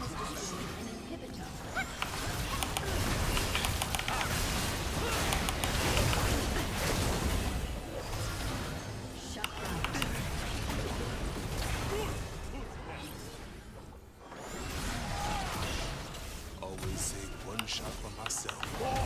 Just in case.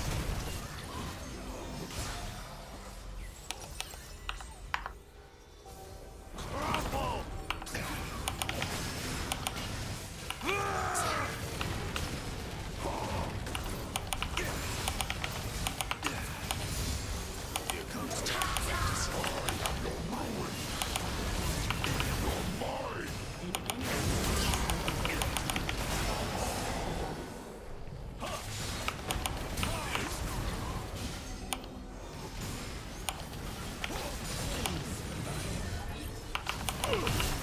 It's a hell of a thing.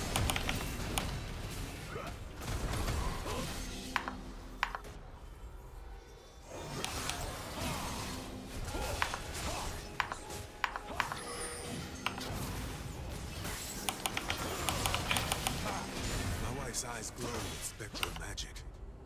I'm sure it's fine.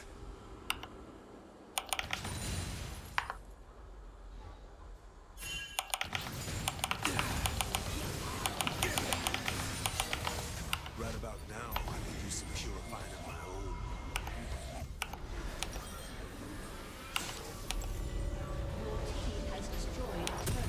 These guns run on fury. I never run out.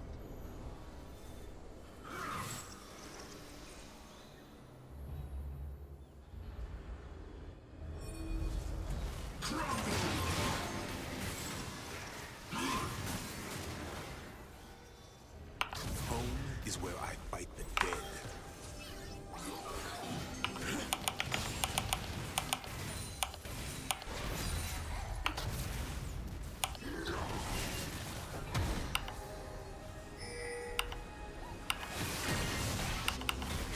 Something seems to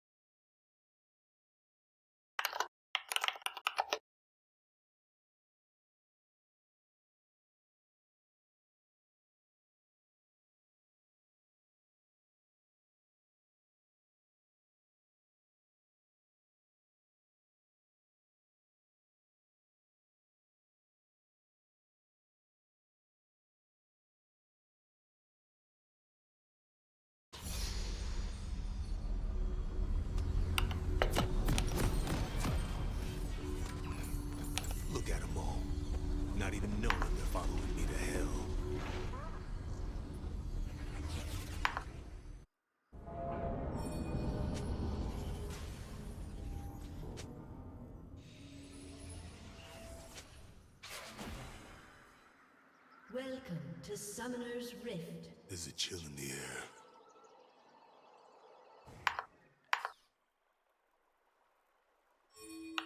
Seconds until minions spawn.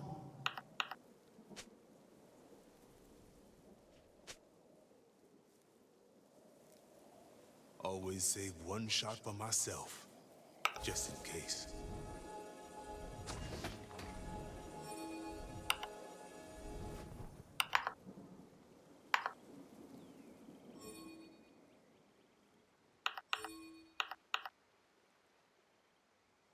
Minions have spawned. Some call it magic. I call it good aim.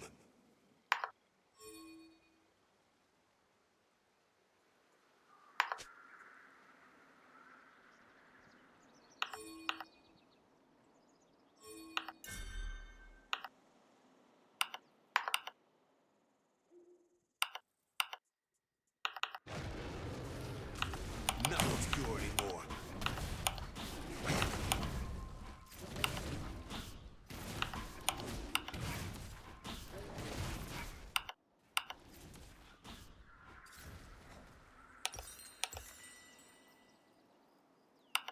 You can cleanse anything if you have the right ammunition.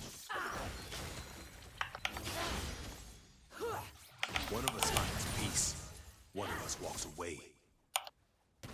I'm just full of salvation. Heads up.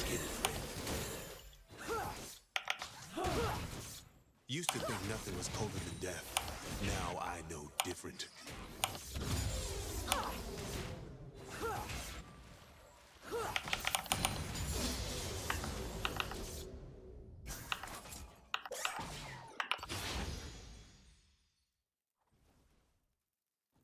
Nothing as painful as seeing something good go bad.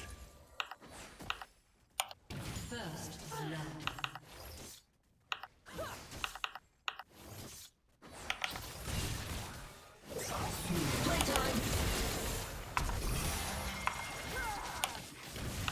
Time to put you down.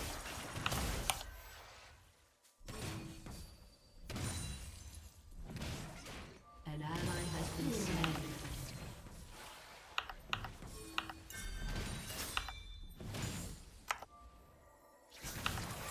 What we had could still be. I know it.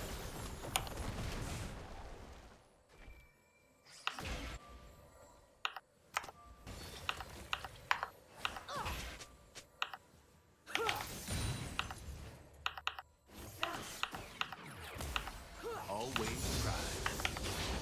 Better duck.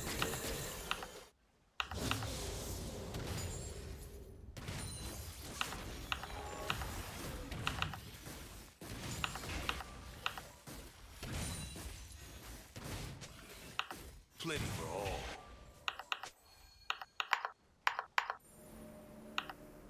Take this.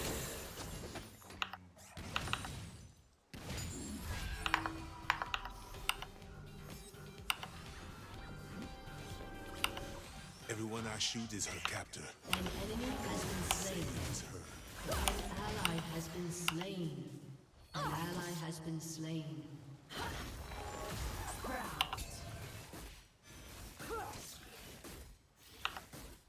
Enemy killing spree. Whip bomb.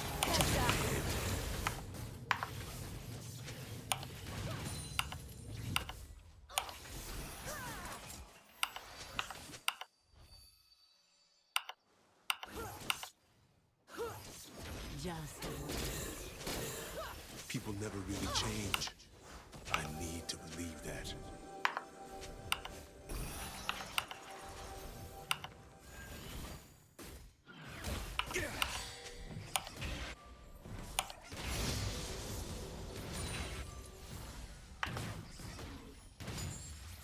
Come get some.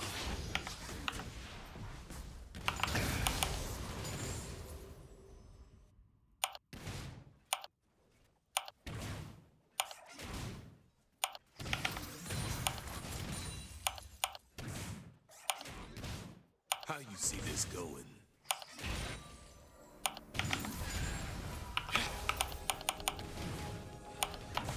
Right about now, I can use some pure. enemy Rampage.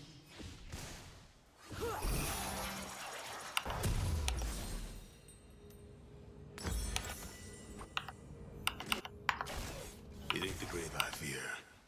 It's what crawls out of it.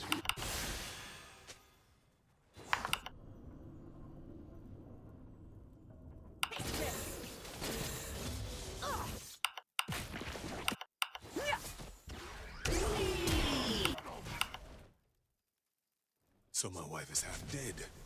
Not a problem. I'll just love the half that isn't.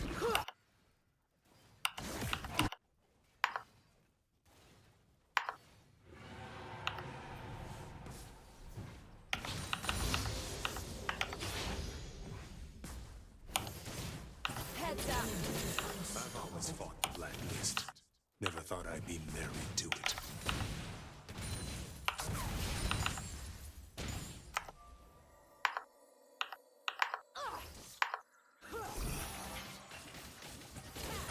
Unmatched.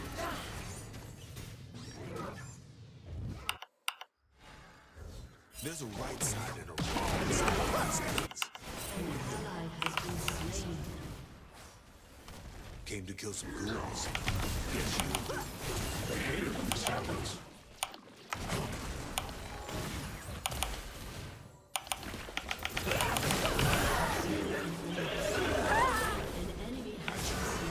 The way she was. Maybe it's best I don't. Sometimes the smart thing to do is walk the hell away.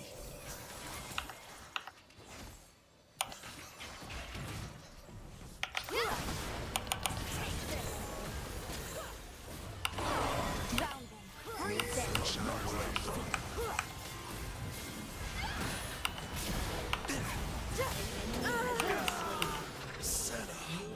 slain.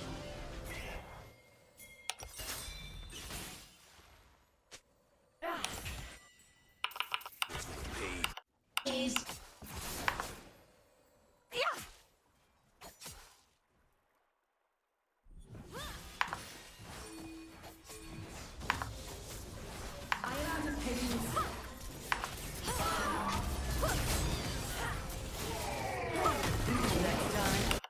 An ally has been slain. An enemy has been slain.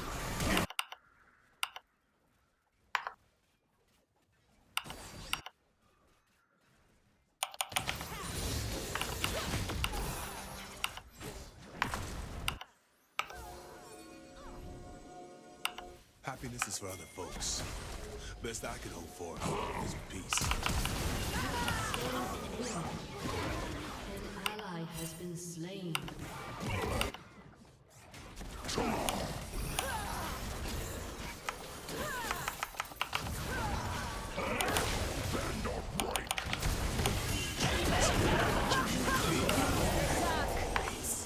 ally has been slain.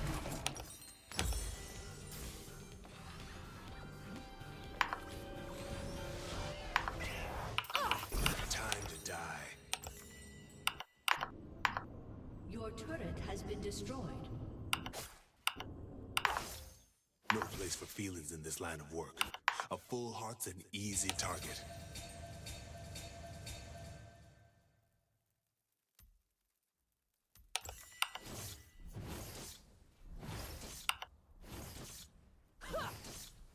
Take this. Both guns blazing.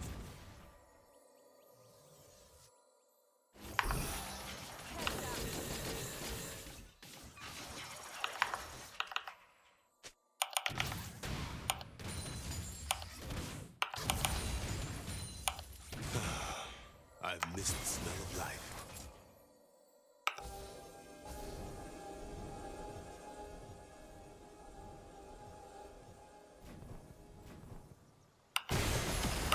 An ally has been slain.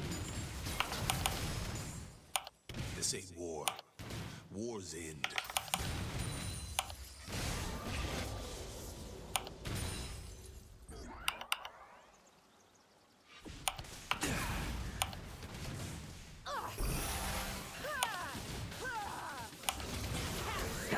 Something seems too good to be true. probably is.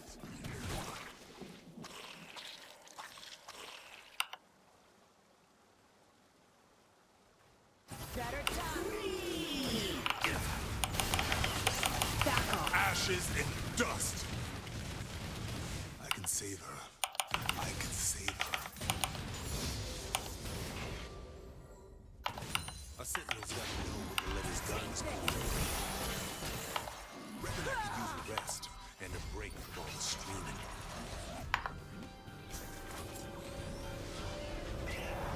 Heads up. An Fancy enemy has been slain. to lose. Shut down.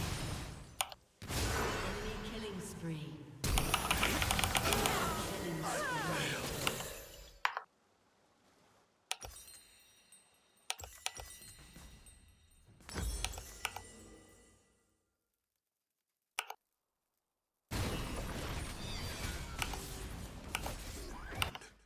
Like it much. It's not the wraiths that help me. It's what could have been.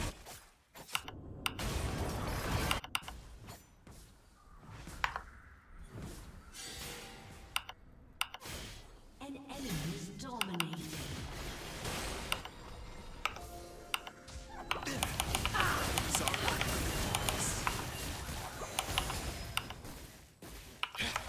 And that enemy is godlike. Enemy double kill.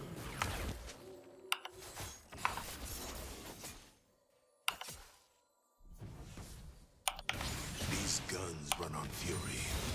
I never run out.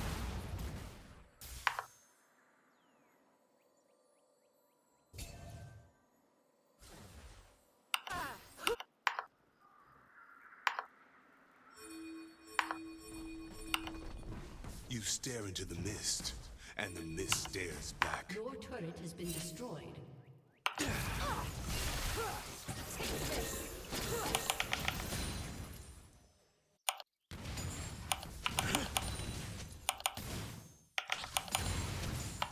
Time to make like a wraith and disappear.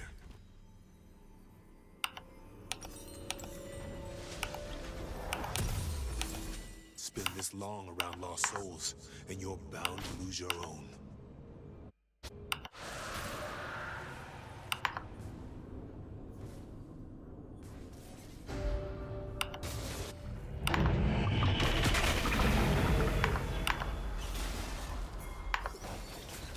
Bravest thing I ever did was getting Let out us this throw both morning. of them and laugh. Zoomies!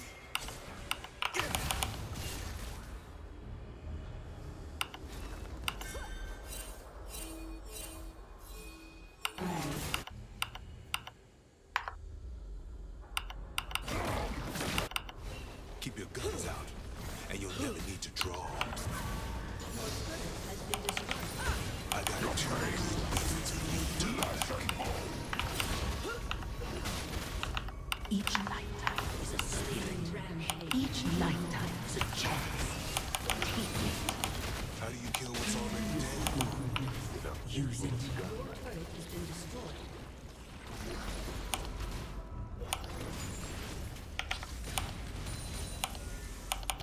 Shut down.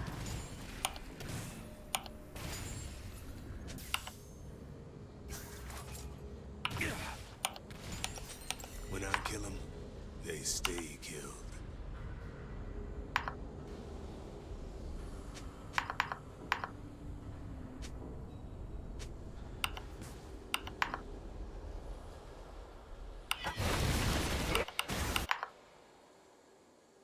Whatever's in the beyond, I hope it's better than this. An ally has been slain.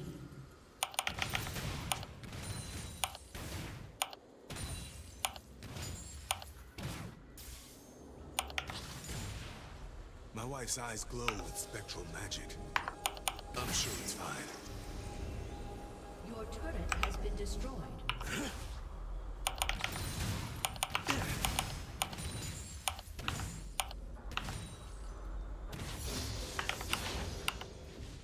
An enemy is unstoppable. How are you supposed to grieve when the thing you mourn An comes ally back? has been slain.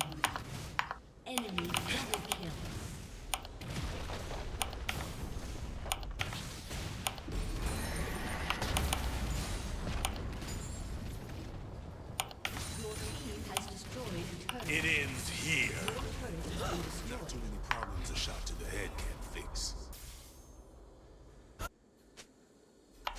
Can't run from trouble. Sure can delay it for a spell, though. Your inhibitor has been destroyed.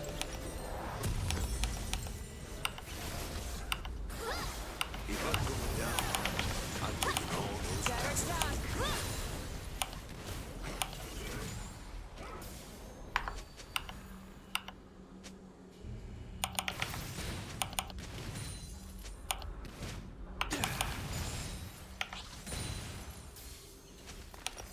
Seen so much death, I don't even notice it anymore.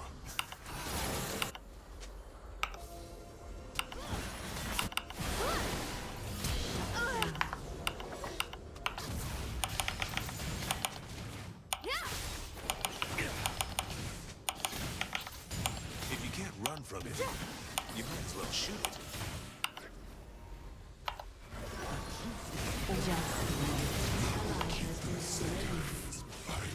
Walk the hell away.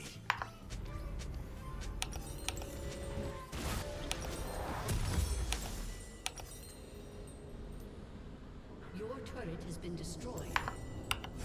Happiness is for other folks. Best I can hope for is peace.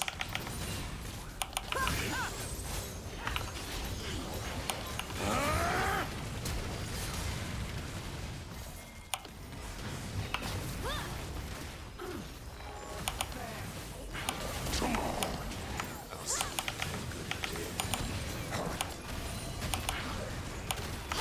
What you desire, you must take.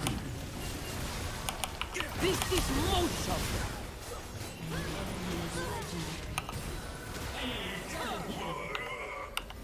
Now when I hold her, she feels cold. Waiting for her.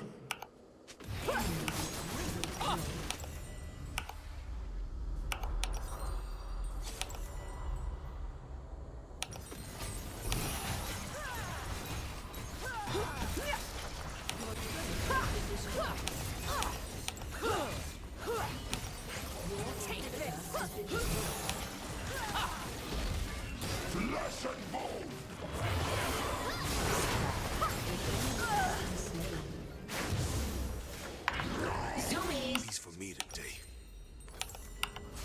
So my wife is half dead. Not a problem. I'll just love the half that isn't.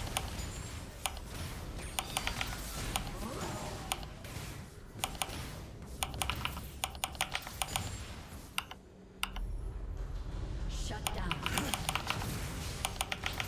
An enemy is legendary. Life. Enemy It's a hell of double a kill.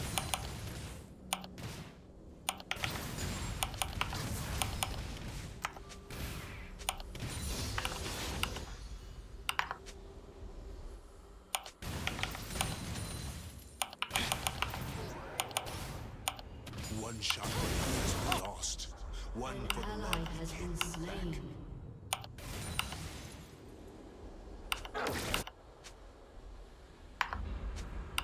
The test of good manners is patience.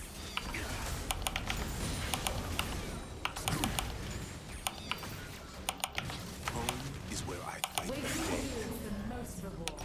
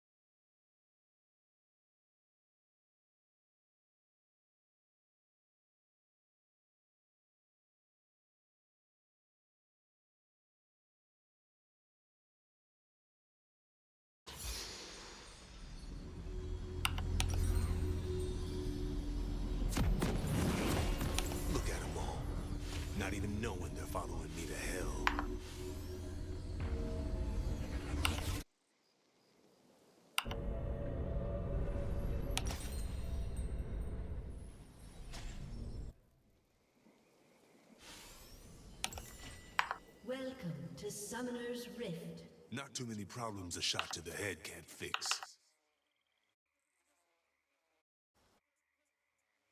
30 seconds until minions spawn.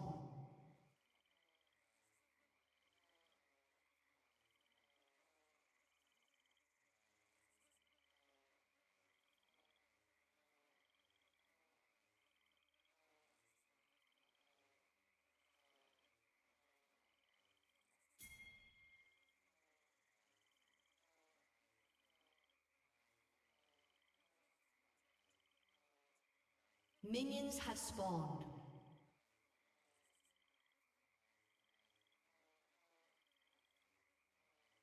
My wife's eyes glow with spectral magic. I'm sure it's fine.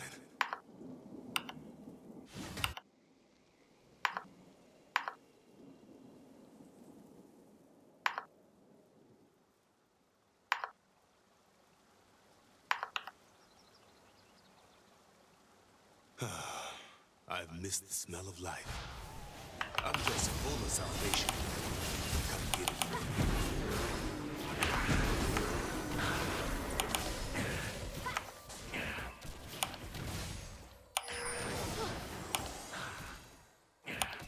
People never really change. I need to believe that.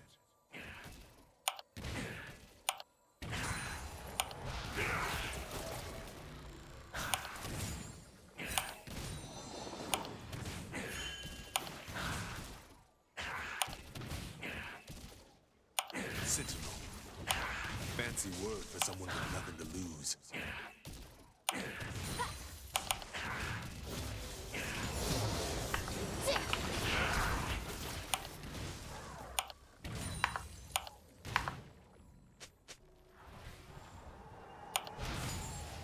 It ain't the grave I fear.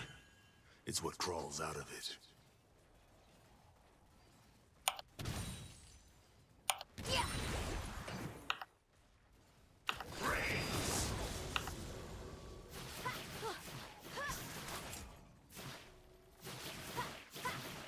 Some call it magic. I call it good aim.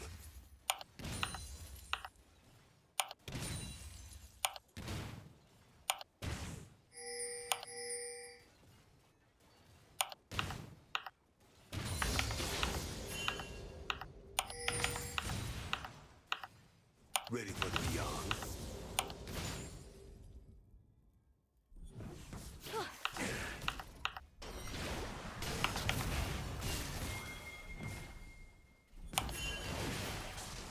Hey, Pony Man, you the one that left that pile. Ignore! Move aside. Keep up! Enemy has been slain. Enemy has been slain. Ally has been slain. An enemy has been slain. An ally has been slain. Don't want to be on the wrong side.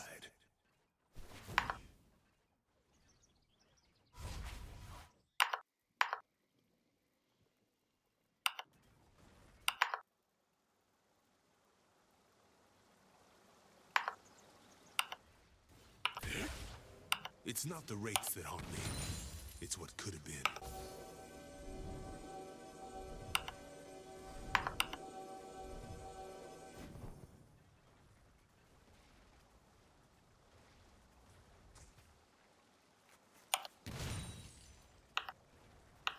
Don't need triggers. Just need a target.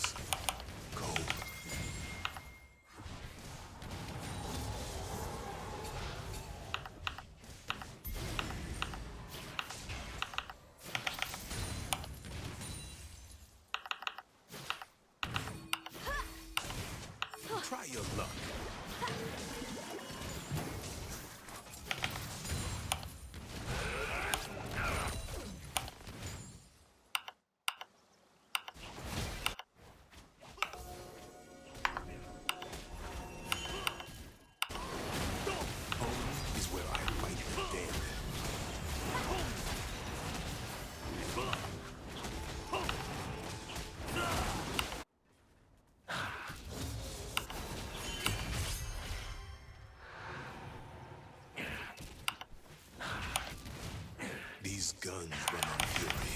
They never run out.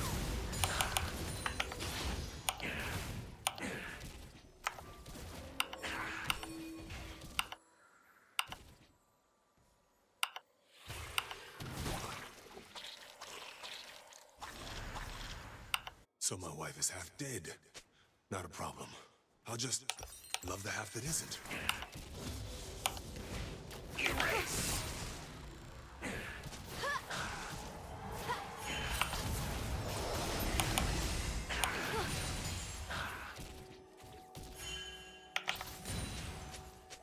Whatever's in the beyond, I hope it's better than this.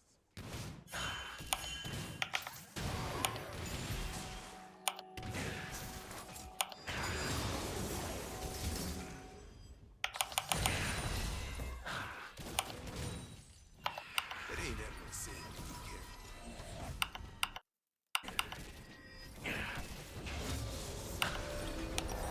No place for feelings in this line of work.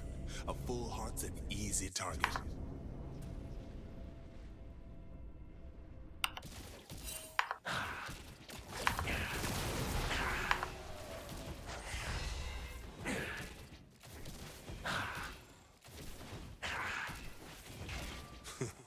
Strange place. Beats the hell out of the Shadow Isles, though.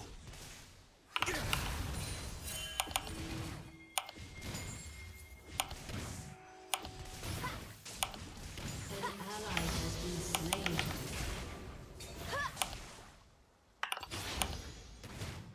Time to put you down.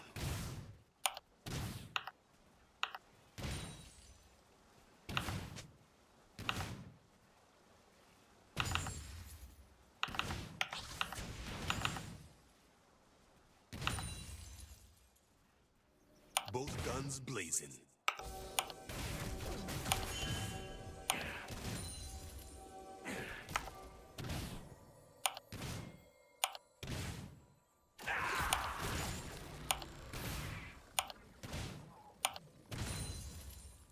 Got a death wish?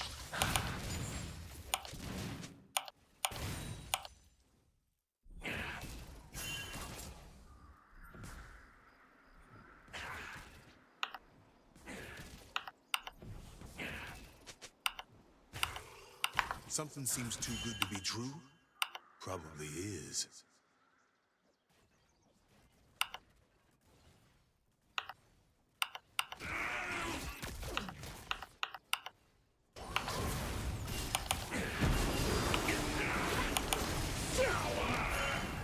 Ashes and dust. Nothing but the end.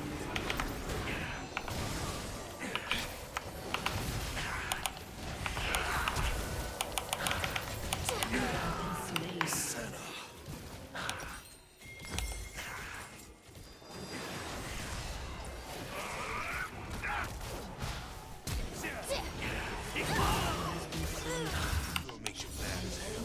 Has been slain. Happiness is for other folks. Best I can hope for is peace.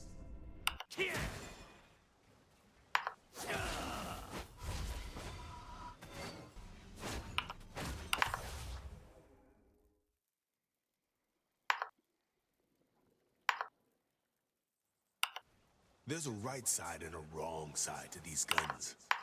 Don't want to be on the wrong side.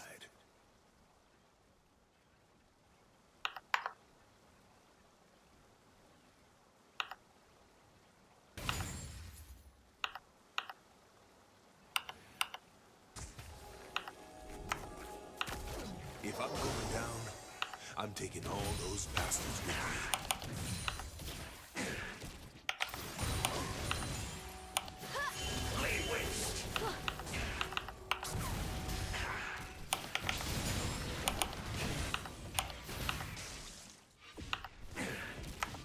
You stare into the mist, and the mist stares back.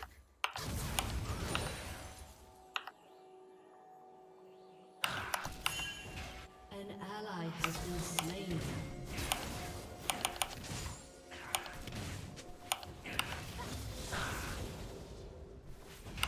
No sunshine where I'm going. Shut down.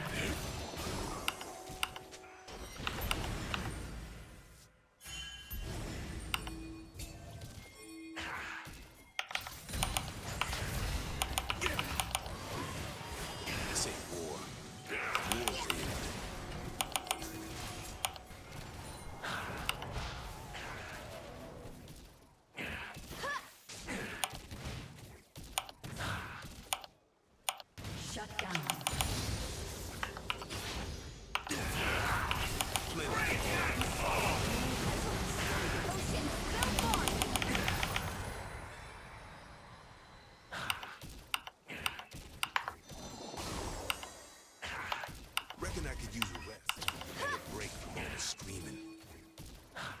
I can save her. I can save her.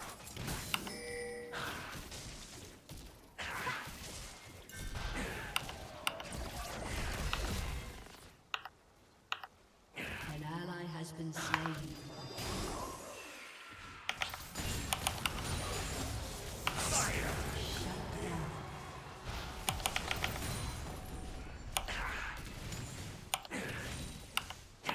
Sometimes the smart thing to do is walk the hell away.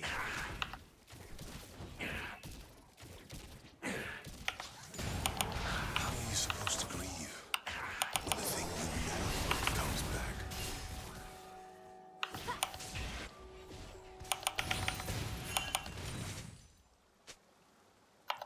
Time to make like a wraith disappear.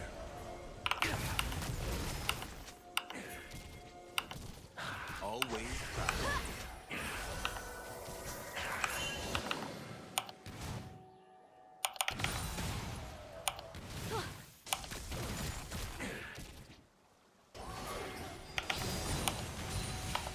Right about now, I could use some purifying of my own. How do you kill what's already dead? With a fistful of gunlight.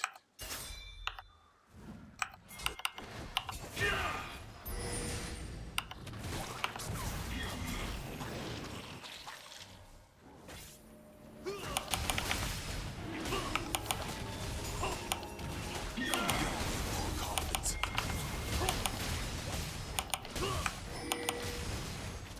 For sinner.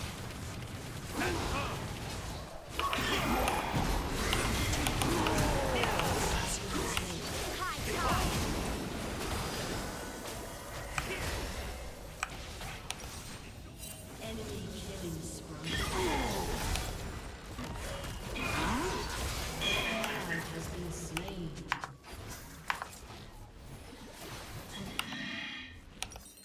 Saw the beyond. Didn't like it.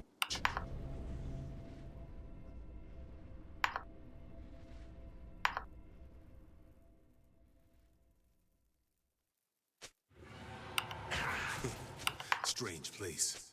Beats the hell out of the Shadow Isles, though.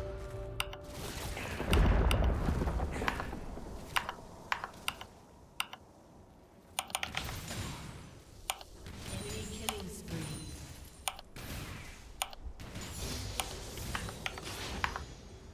There's a chill in the air.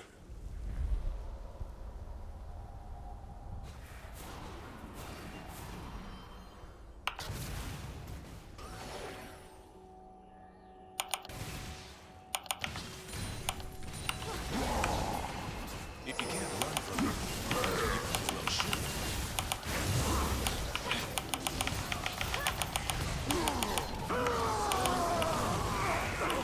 Been slain. Already your memory burns away.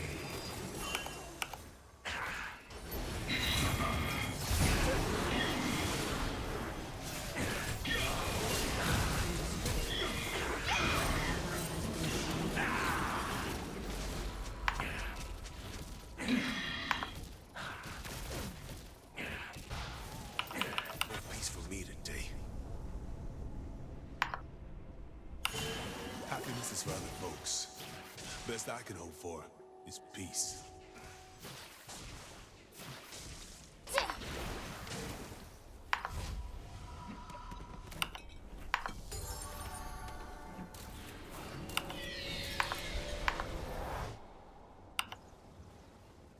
You can cleanse anything if you have the right ammunition.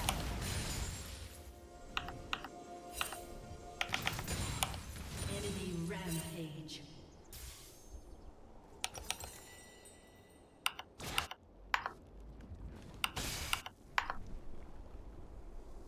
Keep your guns out, and you'll never need to draw.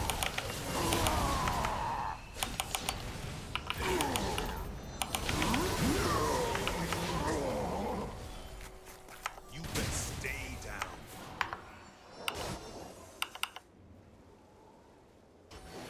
One shot for the years we lost. One for the love we gave back.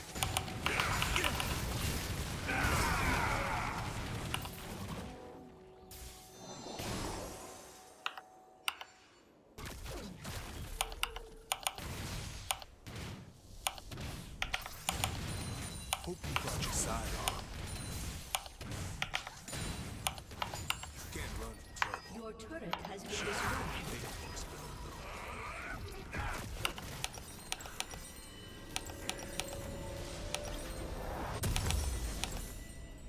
No place for feelings in this line of work. A full heart's an easy target.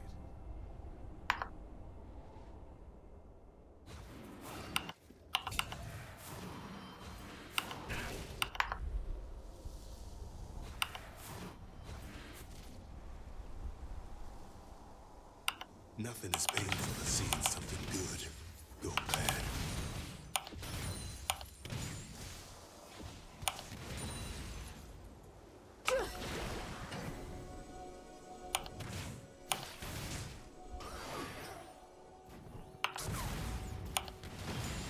Go on, scare me.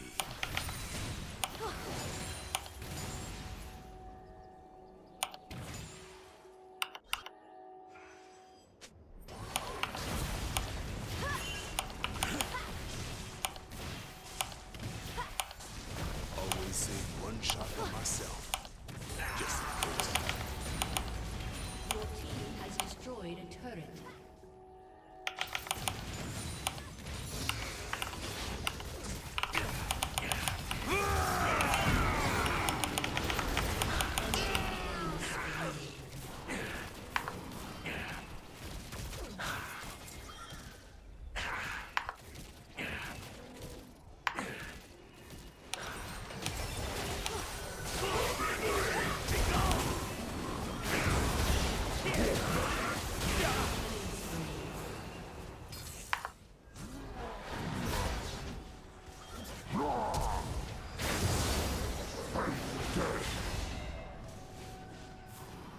Executed.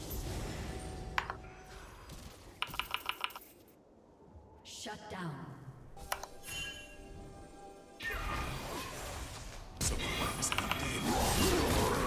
Or just love the half that isn't.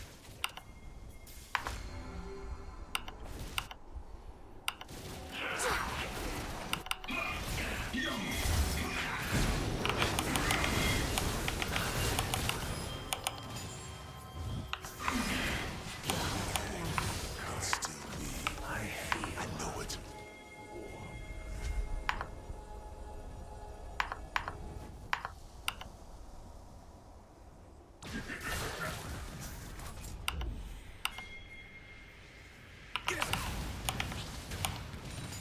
Everyone I shoot is her captor. Everyone I save is her.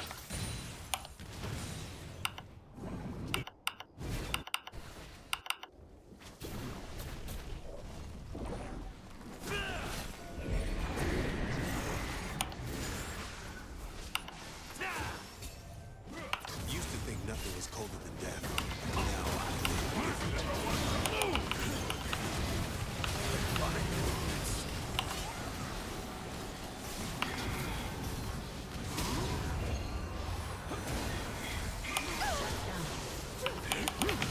An ally has been slain. They sting.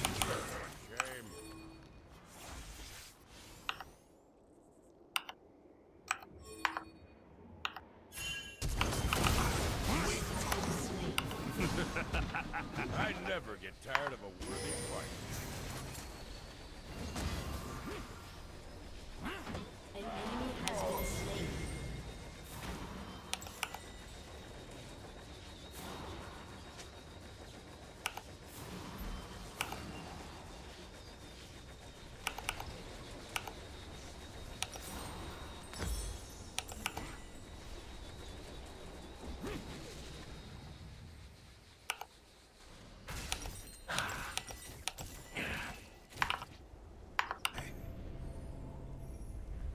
Your turret has been destroyed.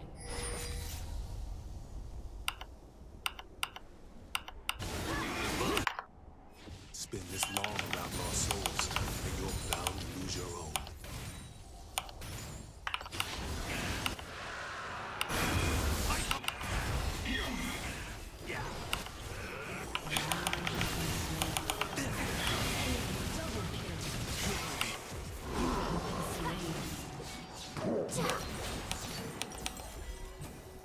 Ally has been slain.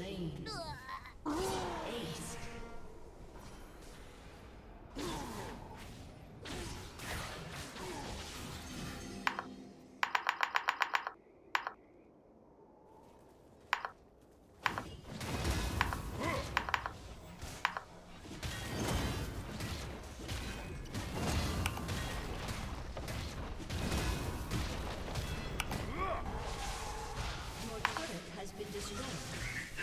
Your turret has been destroyed. Beyond. Didn't like it much.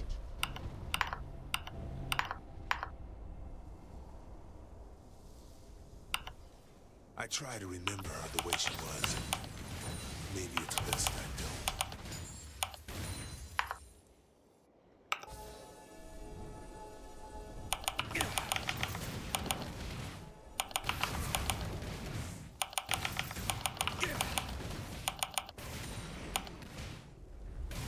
This is mercy.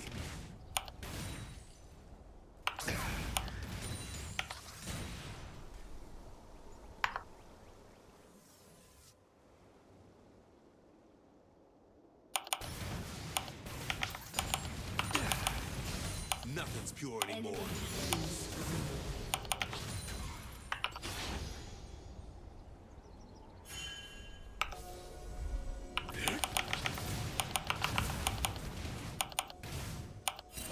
An ally has been slain. Seems so much death, I don't even notice it anymore.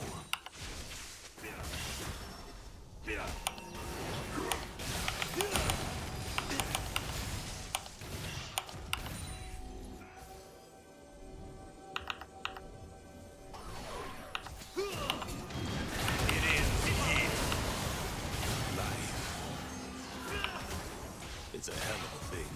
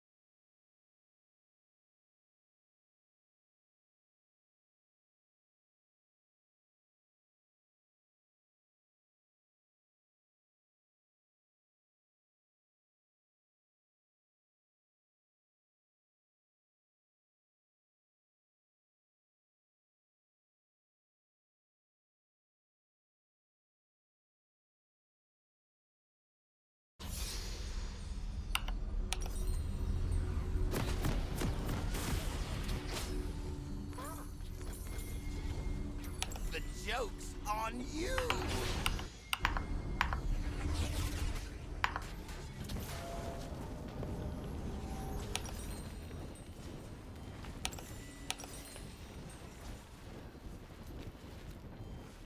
Welcome to Summoner's Rift. Now you see me. Now you don't. 30 seconds until minions spawn.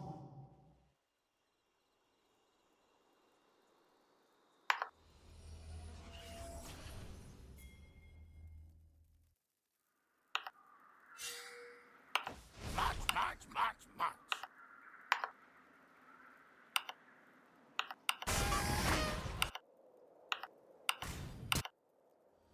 First blood. Minions spawn.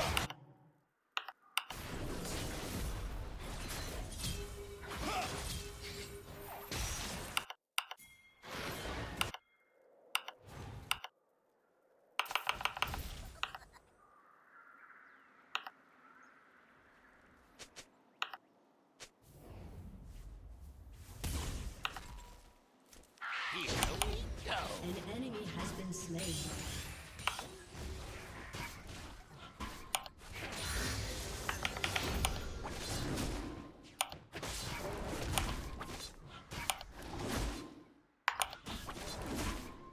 Look behind you.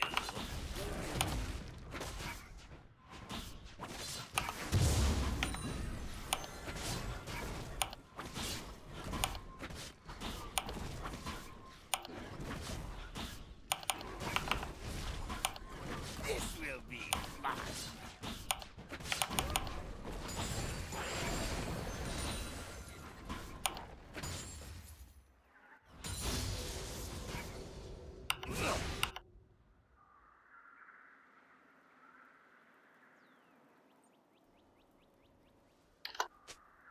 Just a little bit closer. An ally has been slain.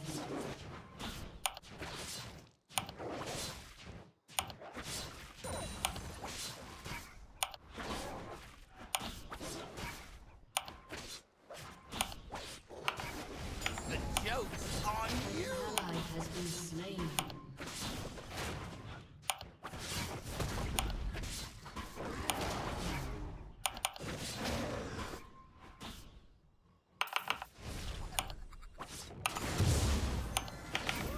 This will be fun.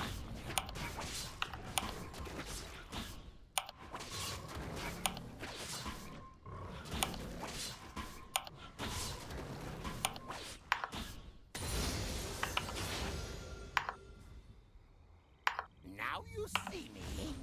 Now you don't.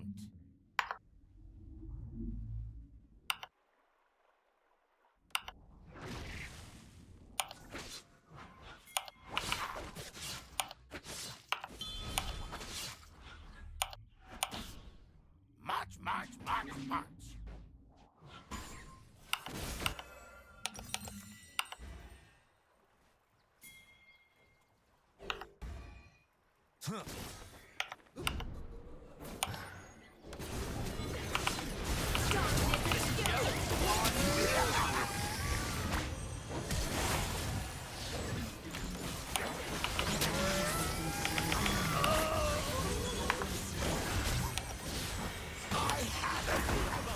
Let's do it again next year! Here we go.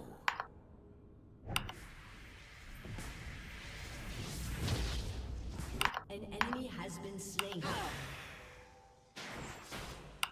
An ally has been slain. This will be fun.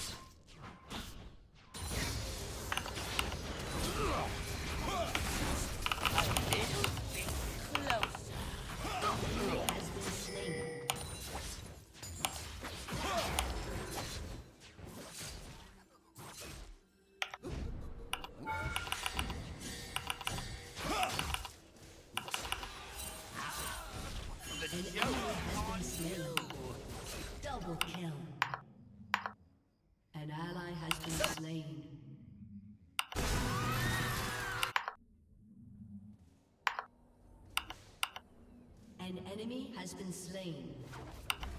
Now you see me. Now you don't.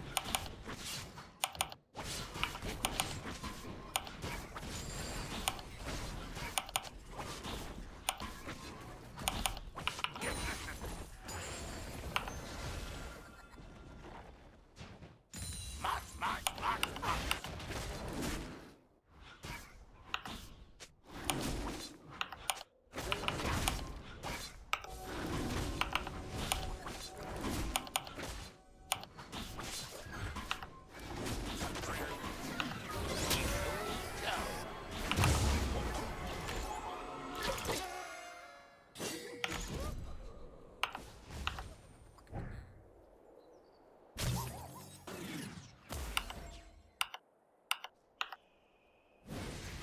This will be fun.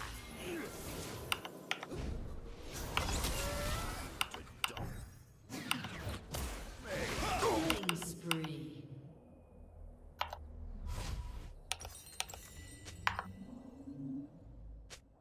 Just a little bit closer.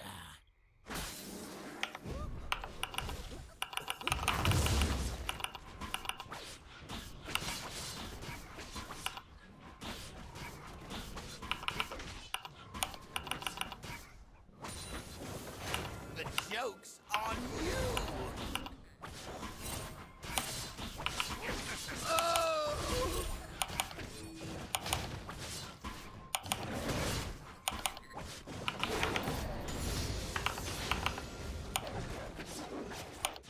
Now you see me. Now you know.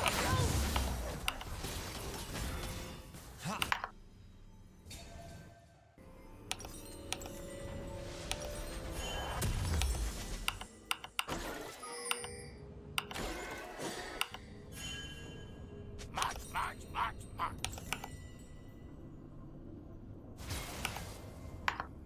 An enemy has been slain.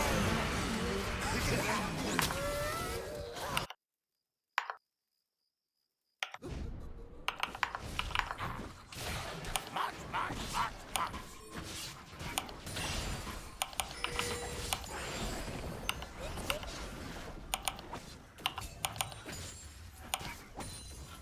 Rampage. Here we go.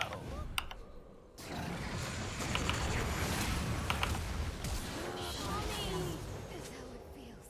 You have slain an enemy.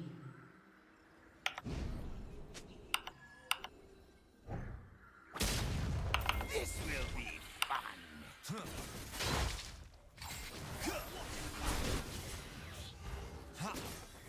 Unstoppable.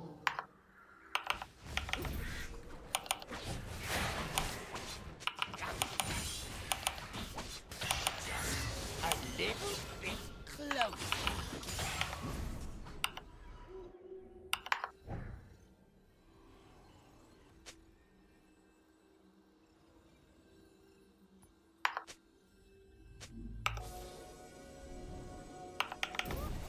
An ally has been slain. Closer.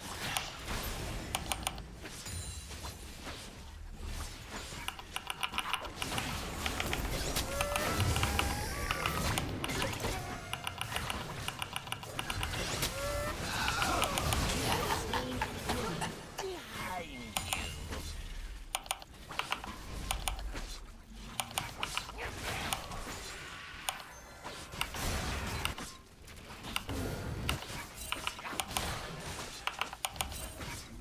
Dominating.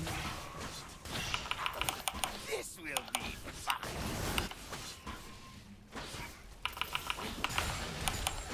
An ally has been slain.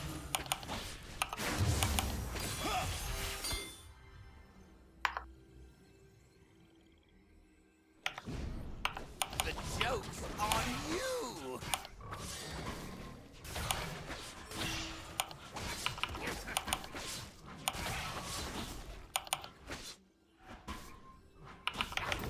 An ally has been slain.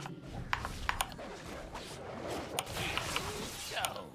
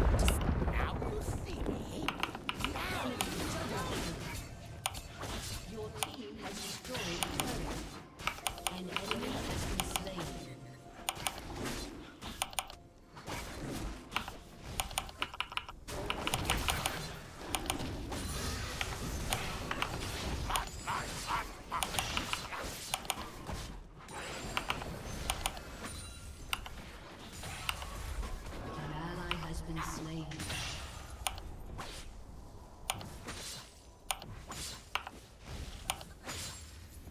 Now you see me. Now you don't.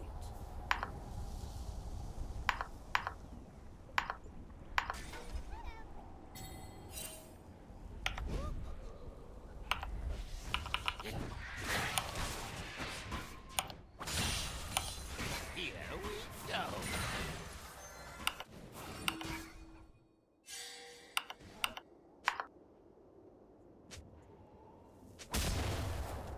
Your turret has been destroyed.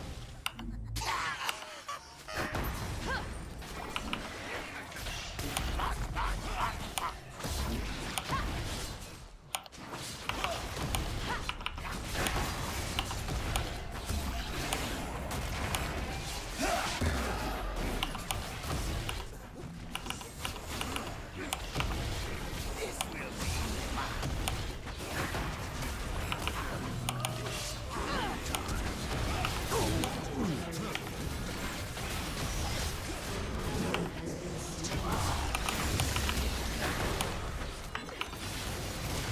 Just a little bit closer. Legendary. Shut down.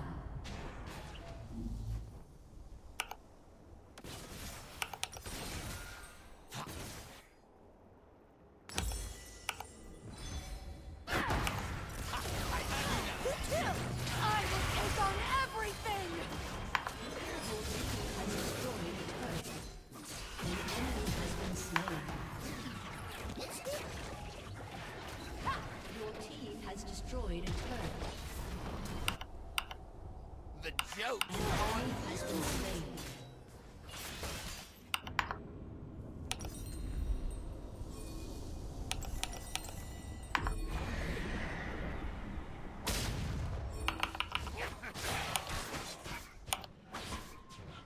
Now you see me. Now you don't. Has destroyed a turret.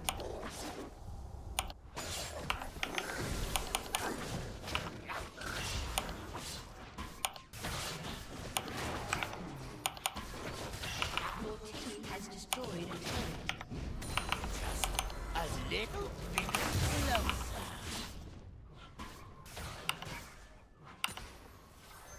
Shut down.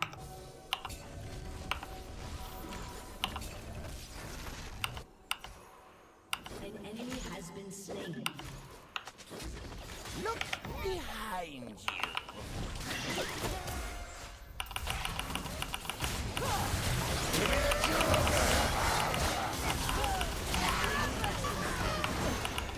An ally has been slain.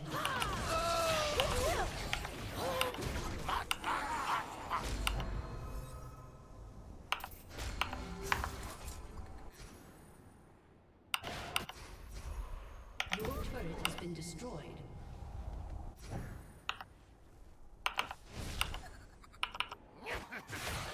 This will be fun.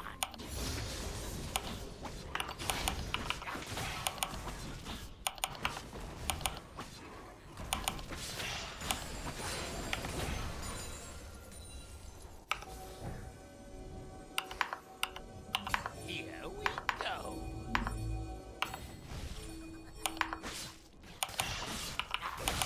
An enemy has been slain.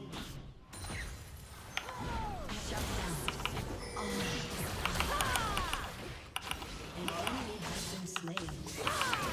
Double kill. An enemy has been slain.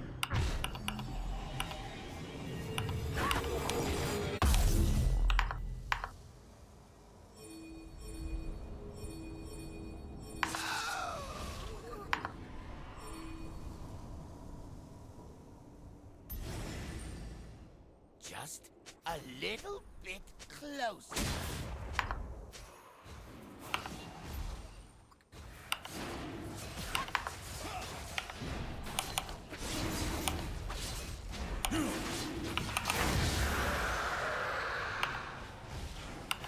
The joke's on you!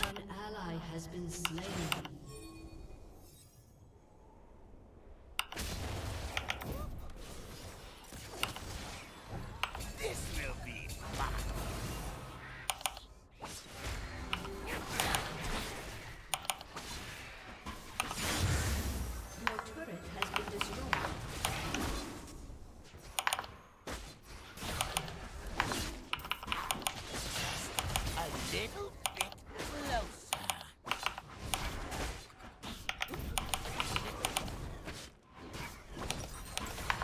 An enemy has been slain.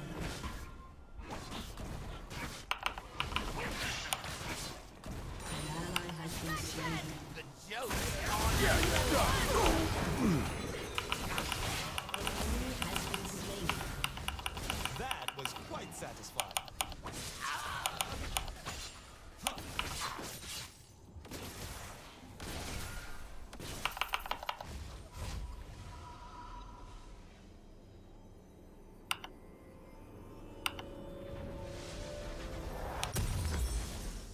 Now you see me. Now you don't.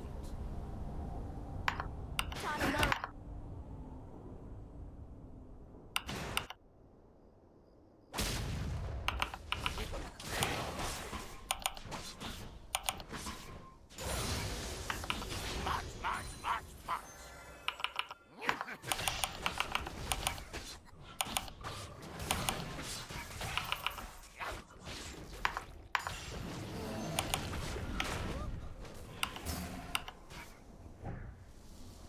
Here we go.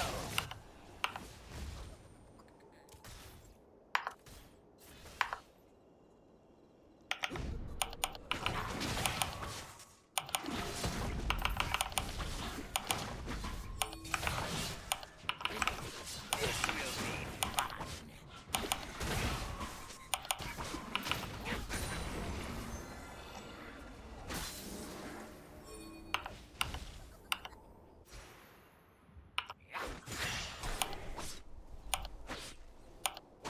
The joke's on you!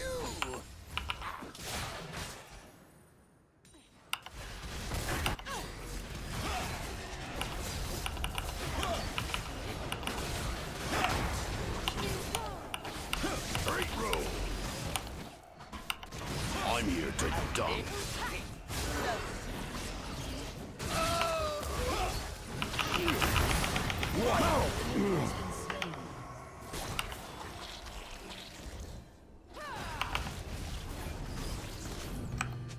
I'll take it.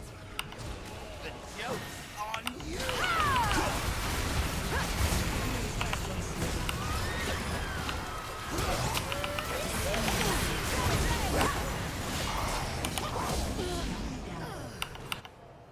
Enemy double kill. You have been slain.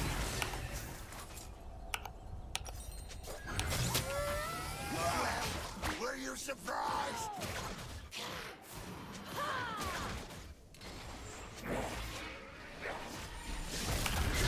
Drink it all in!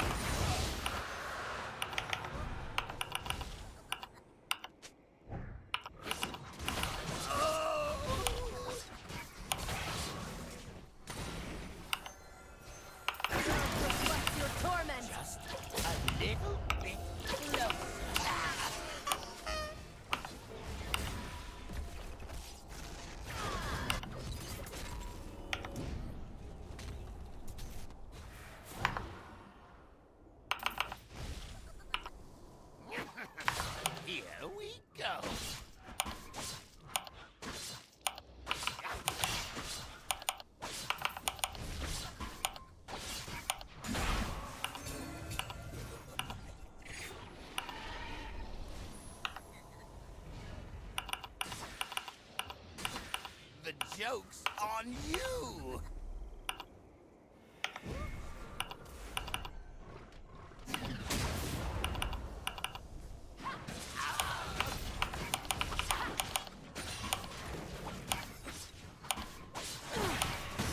Now you see me. Now you don't.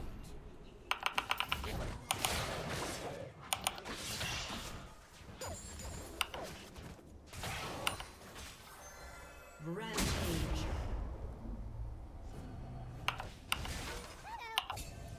March, march, march, march.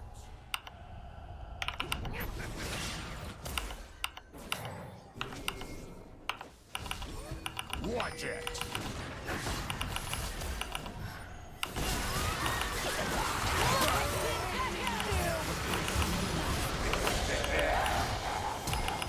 Get fouled!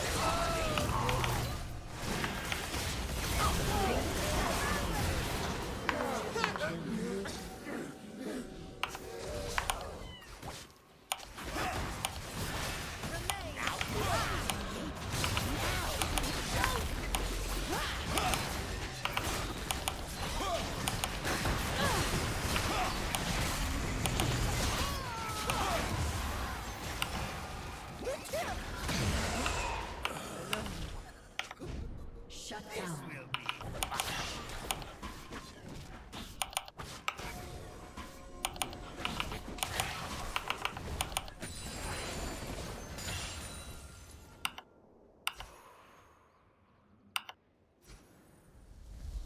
March, march, march, march.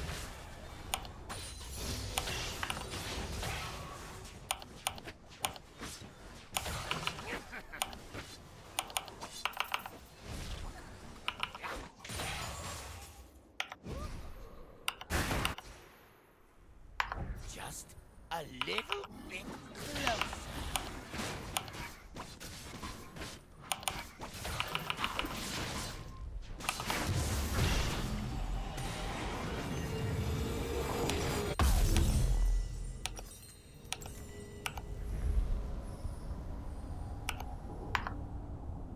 The joke's on you!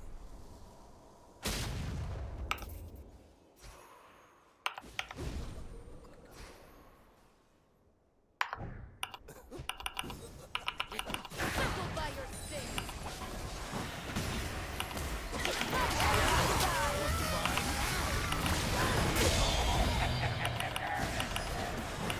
Be still.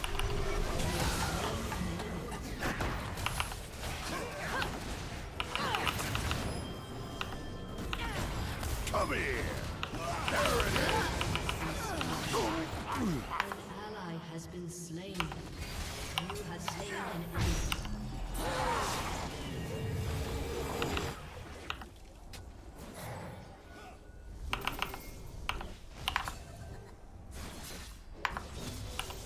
Here we go.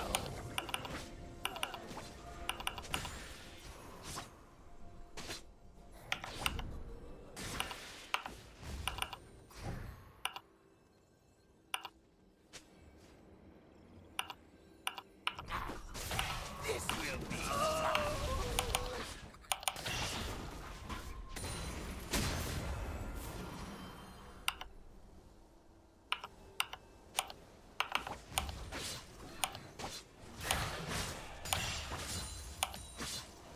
Just a little bit closer.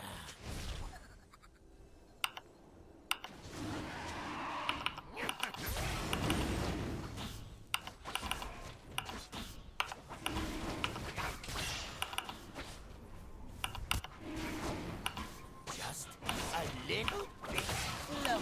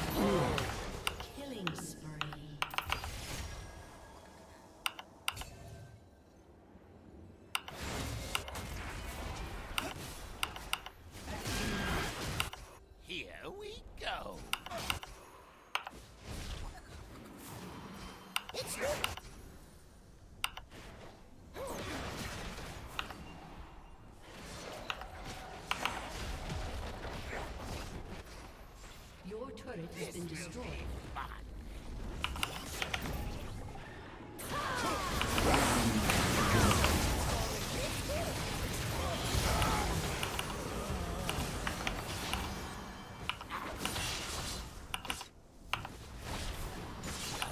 A little bit closer. Feel this!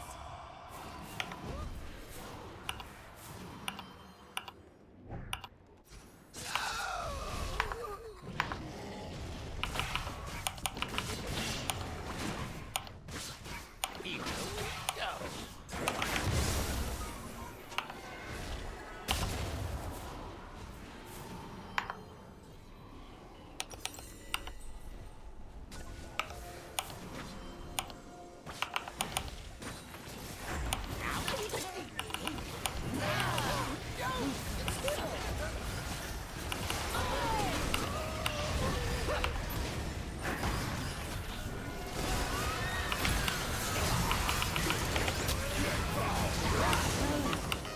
An enemy has been slain. An ally has been slain.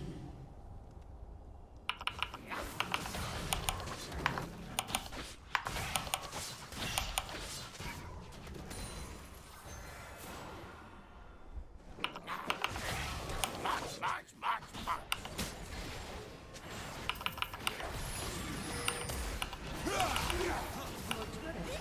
Take notes.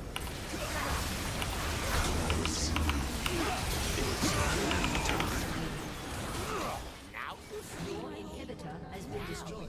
don't.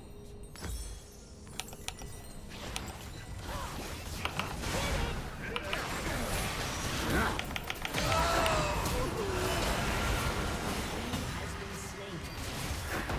Watch it. Action away!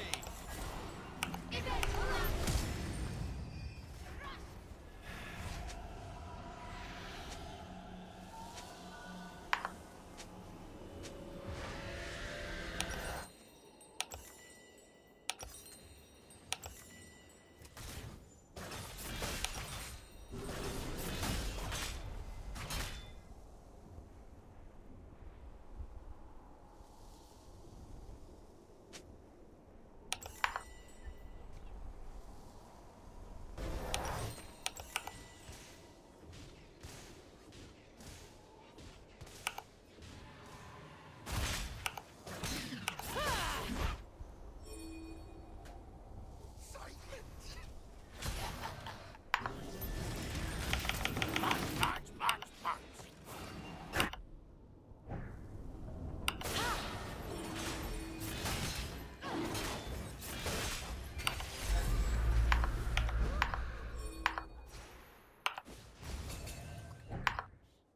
Here we go.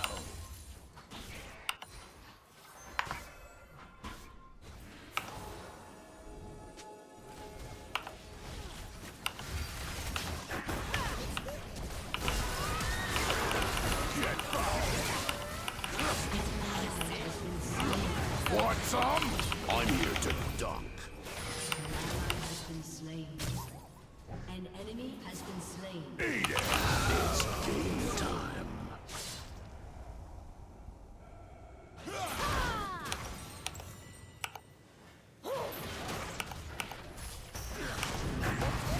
Back off. Watch it.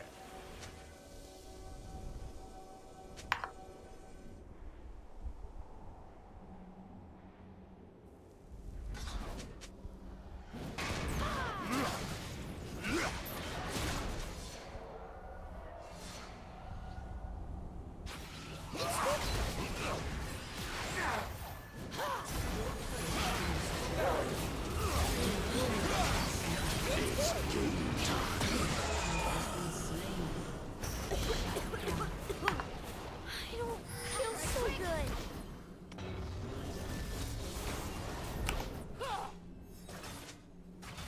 Maybe next time. This will be fun.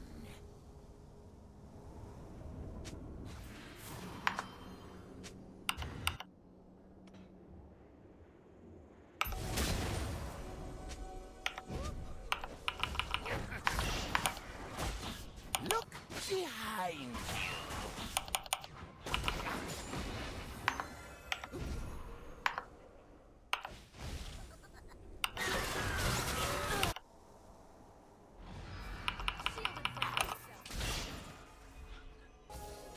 Just a little bit closer.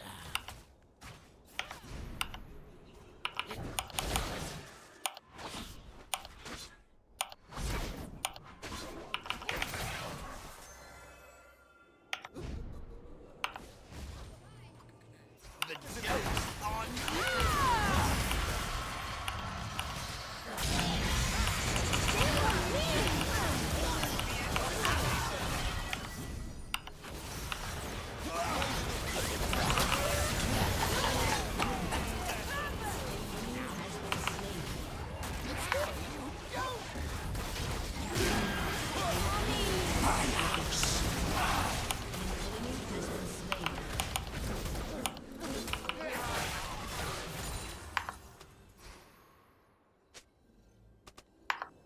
March, march, march, march.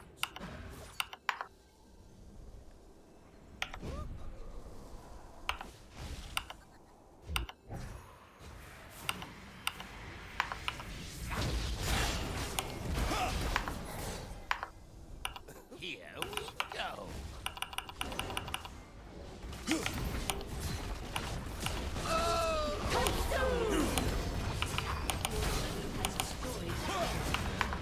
Your team has destroyed an inhibitor. Kill for now.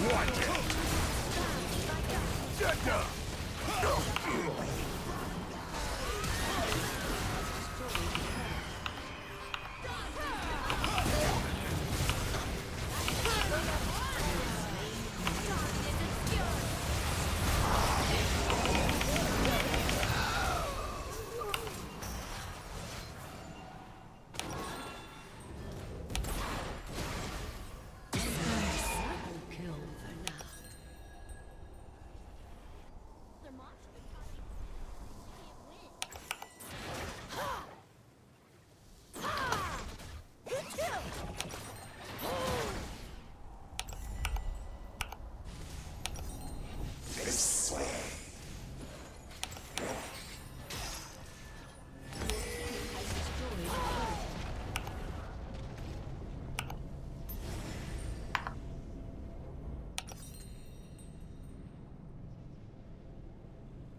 a turret.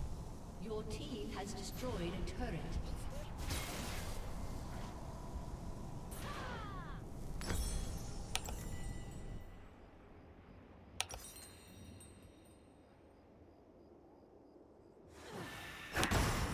The joke's on you.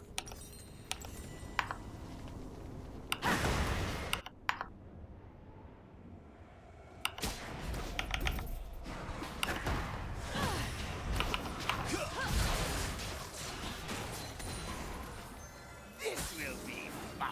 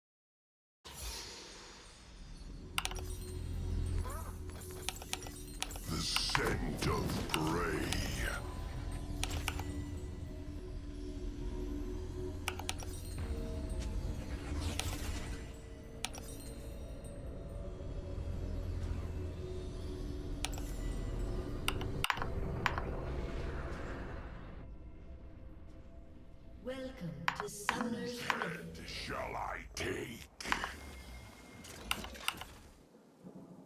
30 seconds until minions spawn.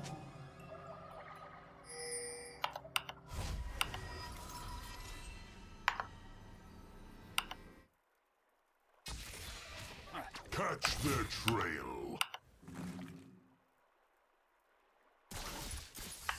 Second guess yourself. You will still be wrong.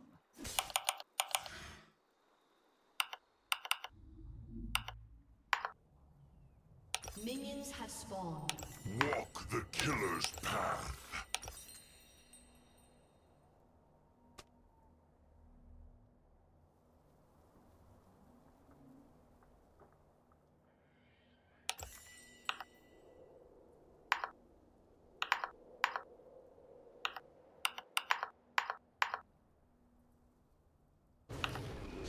Another piece for my collection.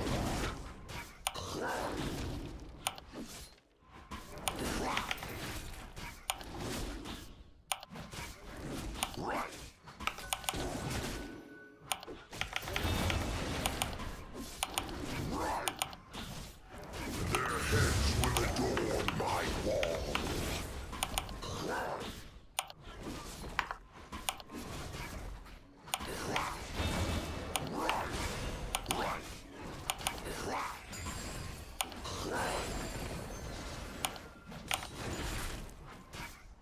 Monsters can be made to fear.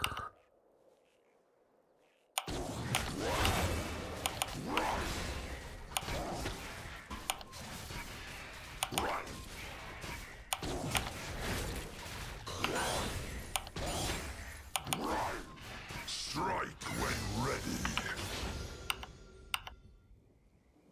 Easy prey.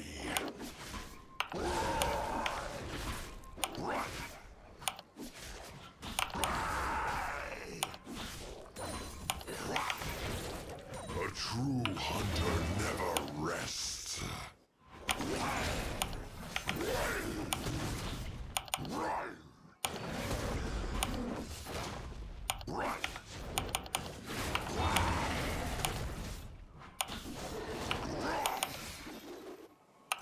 Lesser creature.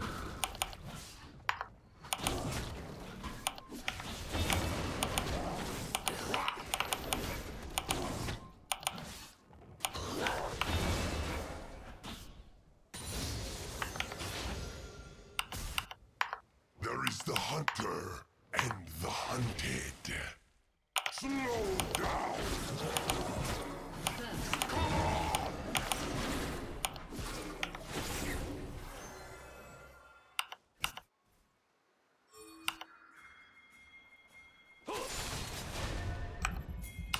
Comfort breeds weakness. Gotcha.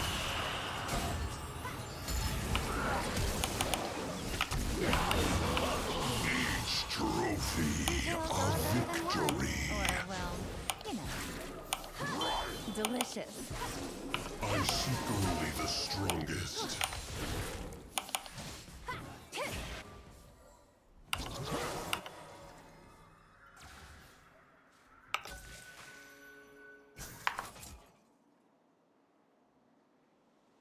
Not so fast.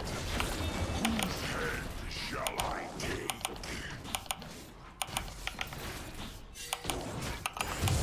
Don't trip. Let's fight.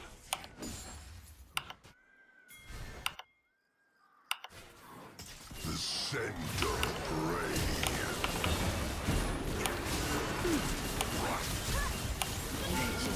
More prey, more prizes.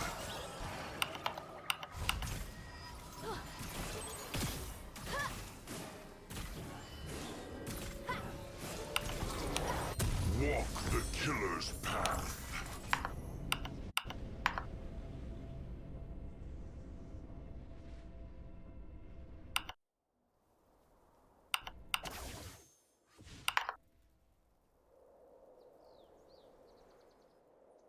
Catch their trail. Easy prey. Slow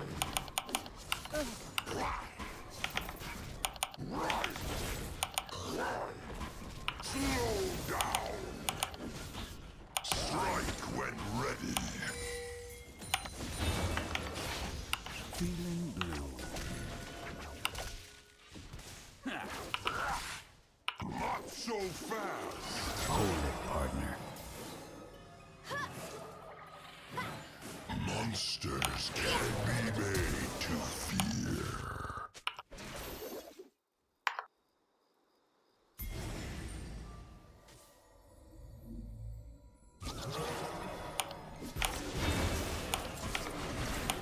Don't trip.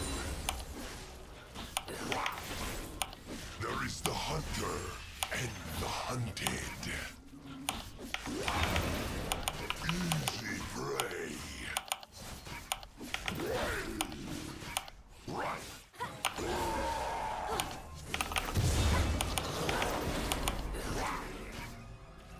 Comfort breeds weakness.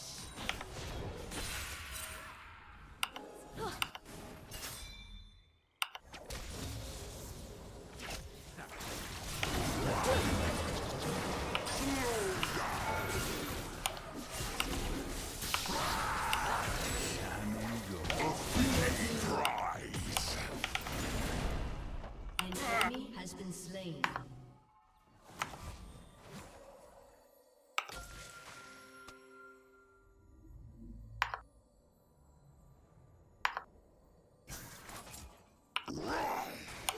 A true hunter never rests.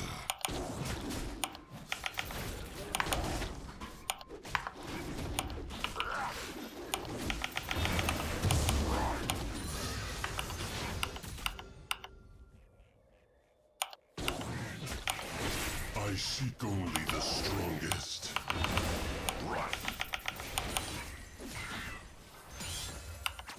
Hold it, partner. An ally has been slain.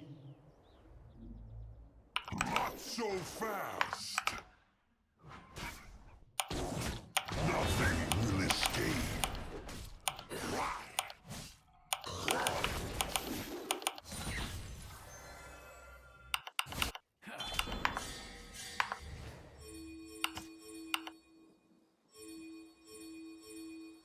Don't trip. The scent of prey. Right.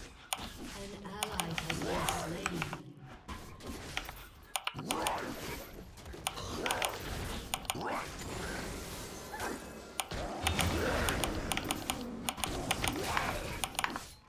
Whose head shall I take?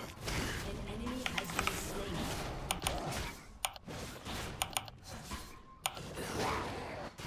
Easy prey.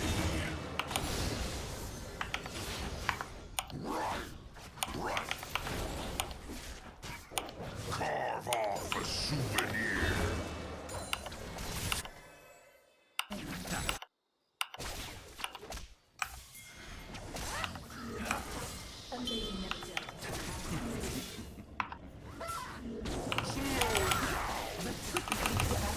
Let's see what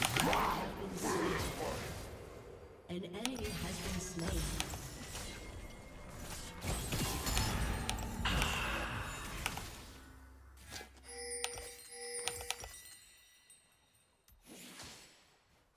walk the killer's path.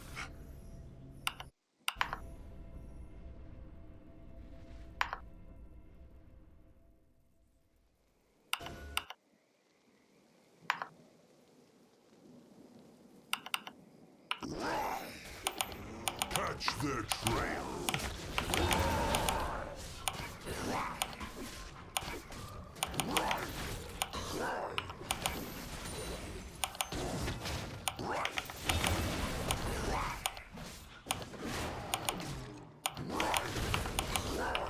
Strike when ready.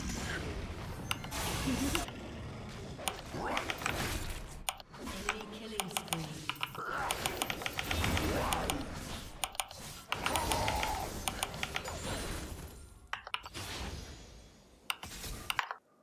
is the hunter and the hunted.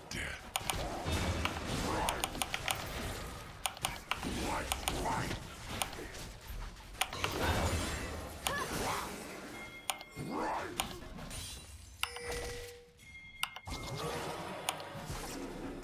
Their heads will adorn my wall. Not so fast.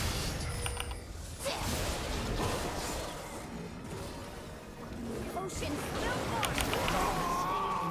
Never return empty-handed.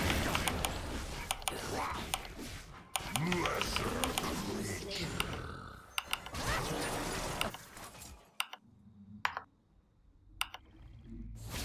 No threat.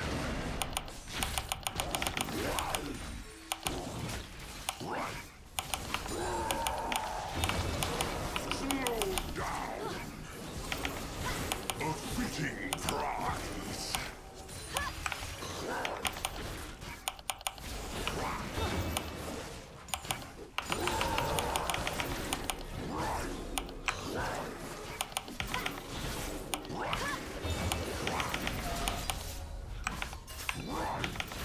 Nothing will escape.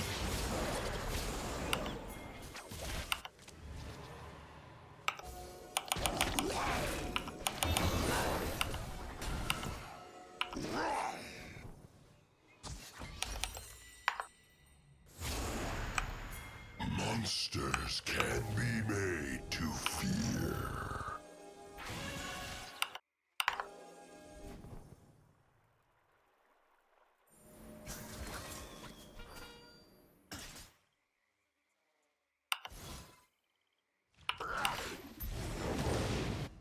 Comfort breeds weakness. Not so fast.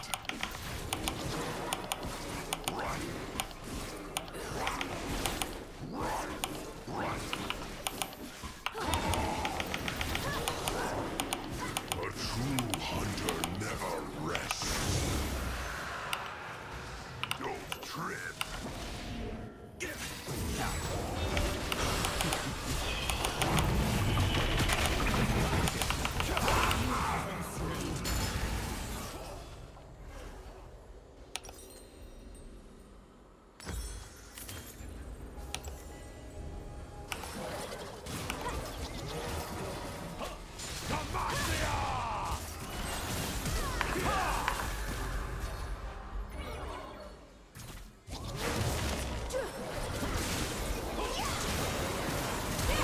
Only the strongest.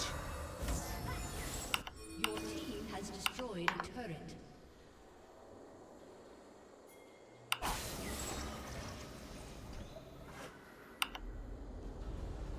Easy prey. Enemy has been slain. Another piece for my collection.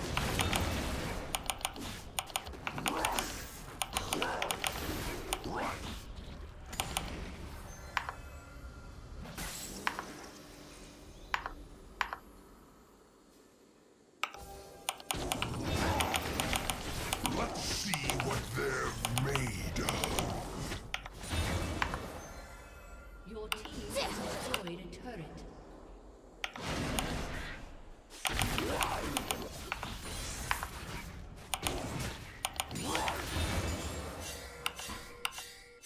The scent of prey.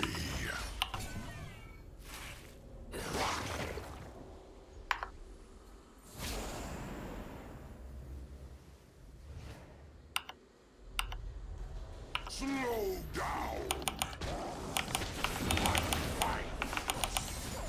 Carve off a souvenir.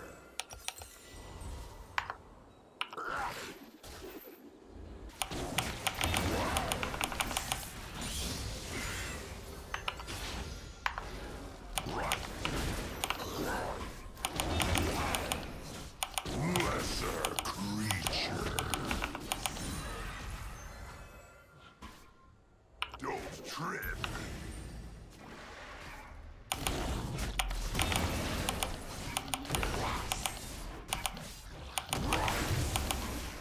Easy prey.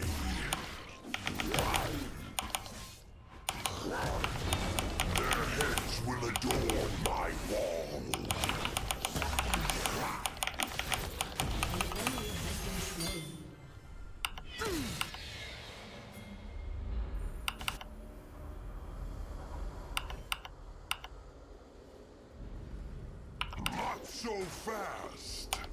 A fitting prize.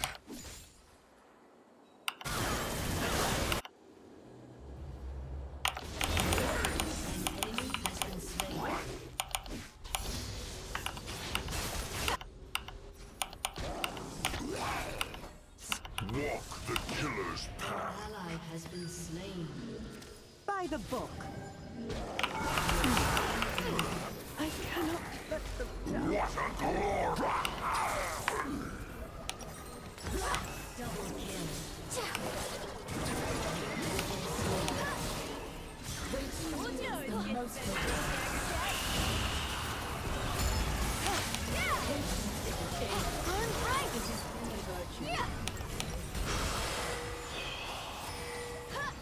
The test of good manners is patience.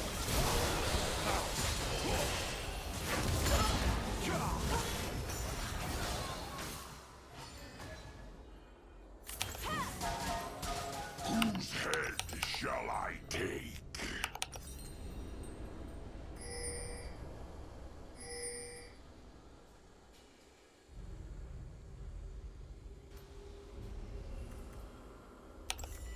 Slow down.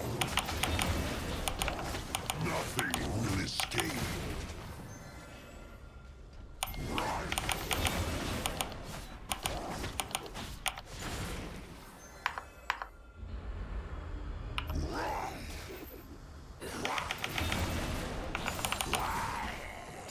Strike when ready.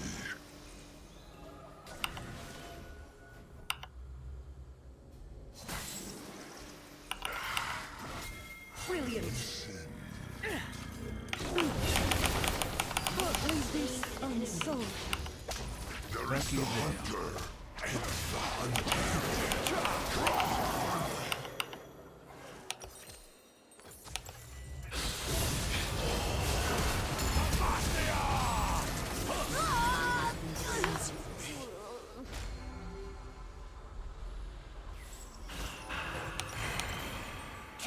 Double kill.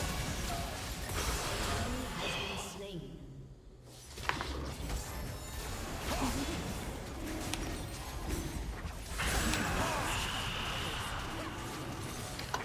Light on my feet. What a rush. Monsters can be made to fear.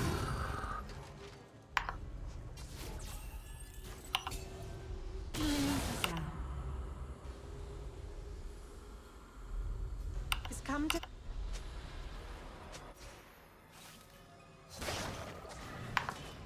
Don't tread.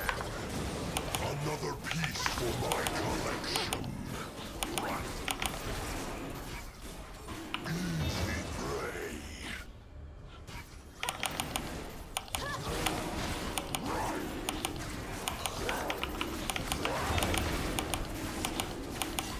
Comfort breeds weakness.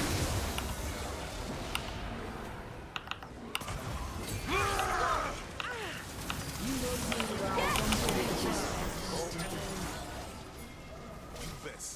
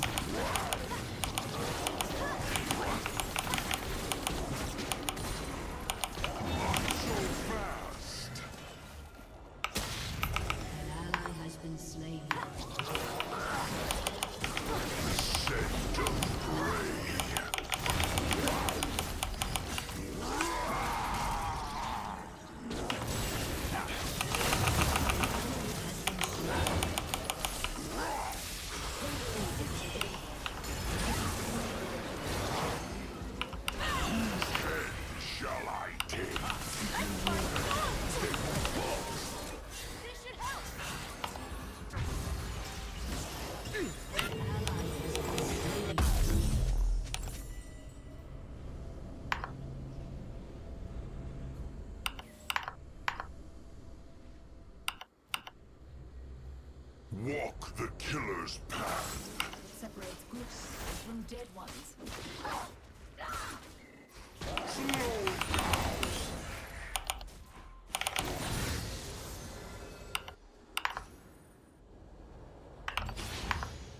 Don't trip.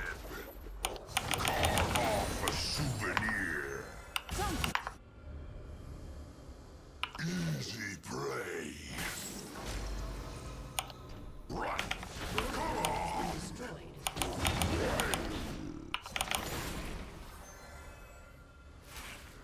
Lesser creature. Not so fast.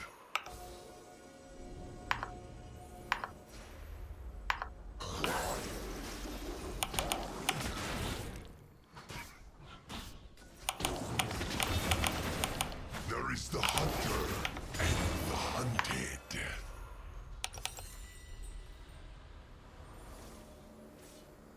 The test of good manners.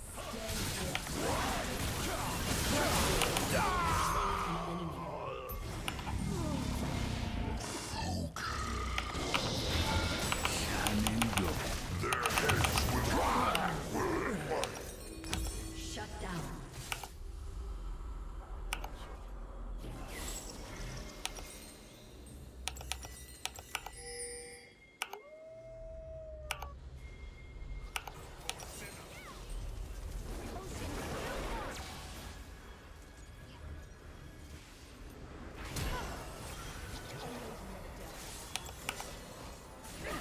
Light on my feet.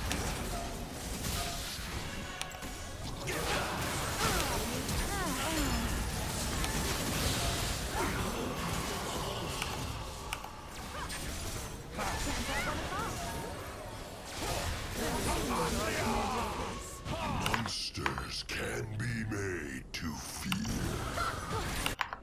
Your team has destroyed a turret.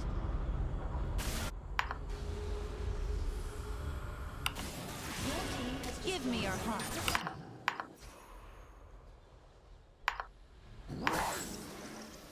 Comfort breeds weakness.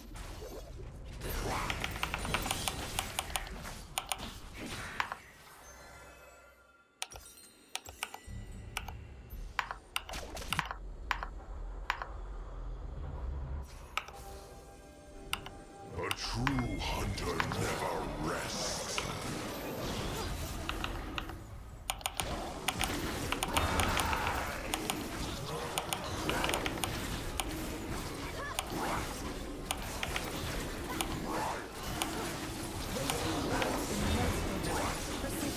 Nothing will escape.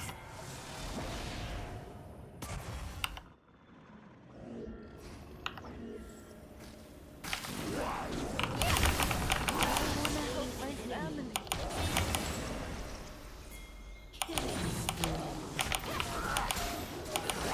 Delicious. Catch their trail. Your team has destroyed a turret. Let's run.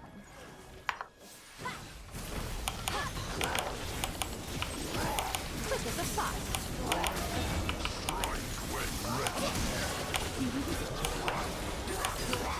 Destroyed an inhibitor.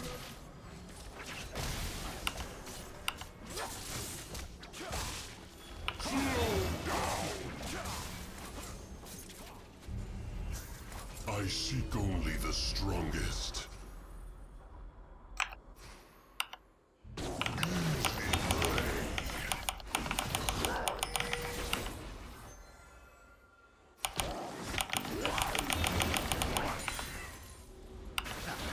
The scent of prey.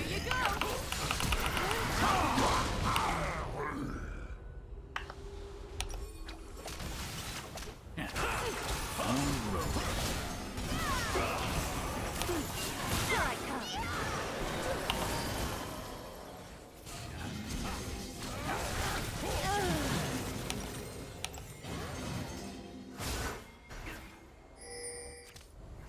Taking aim.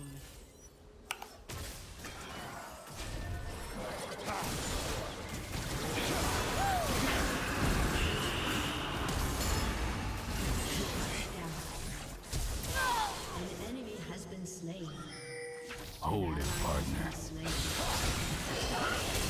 Easy Paula. Whose head shall I take?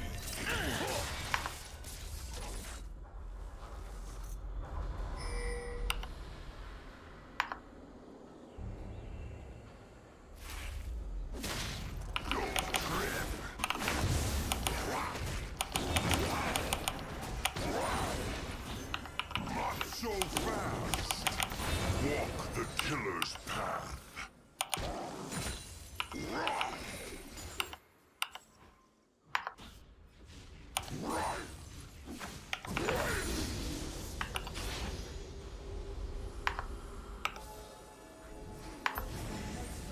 A fitting prize.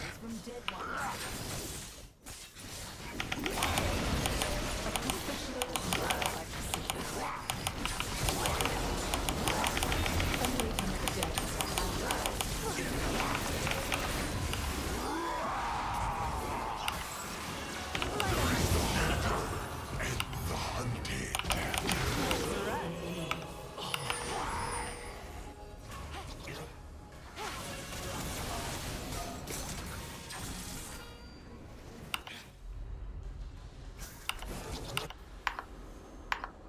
Easy prey.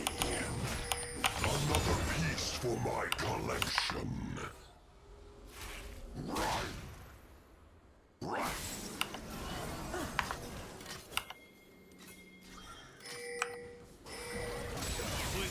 Yours.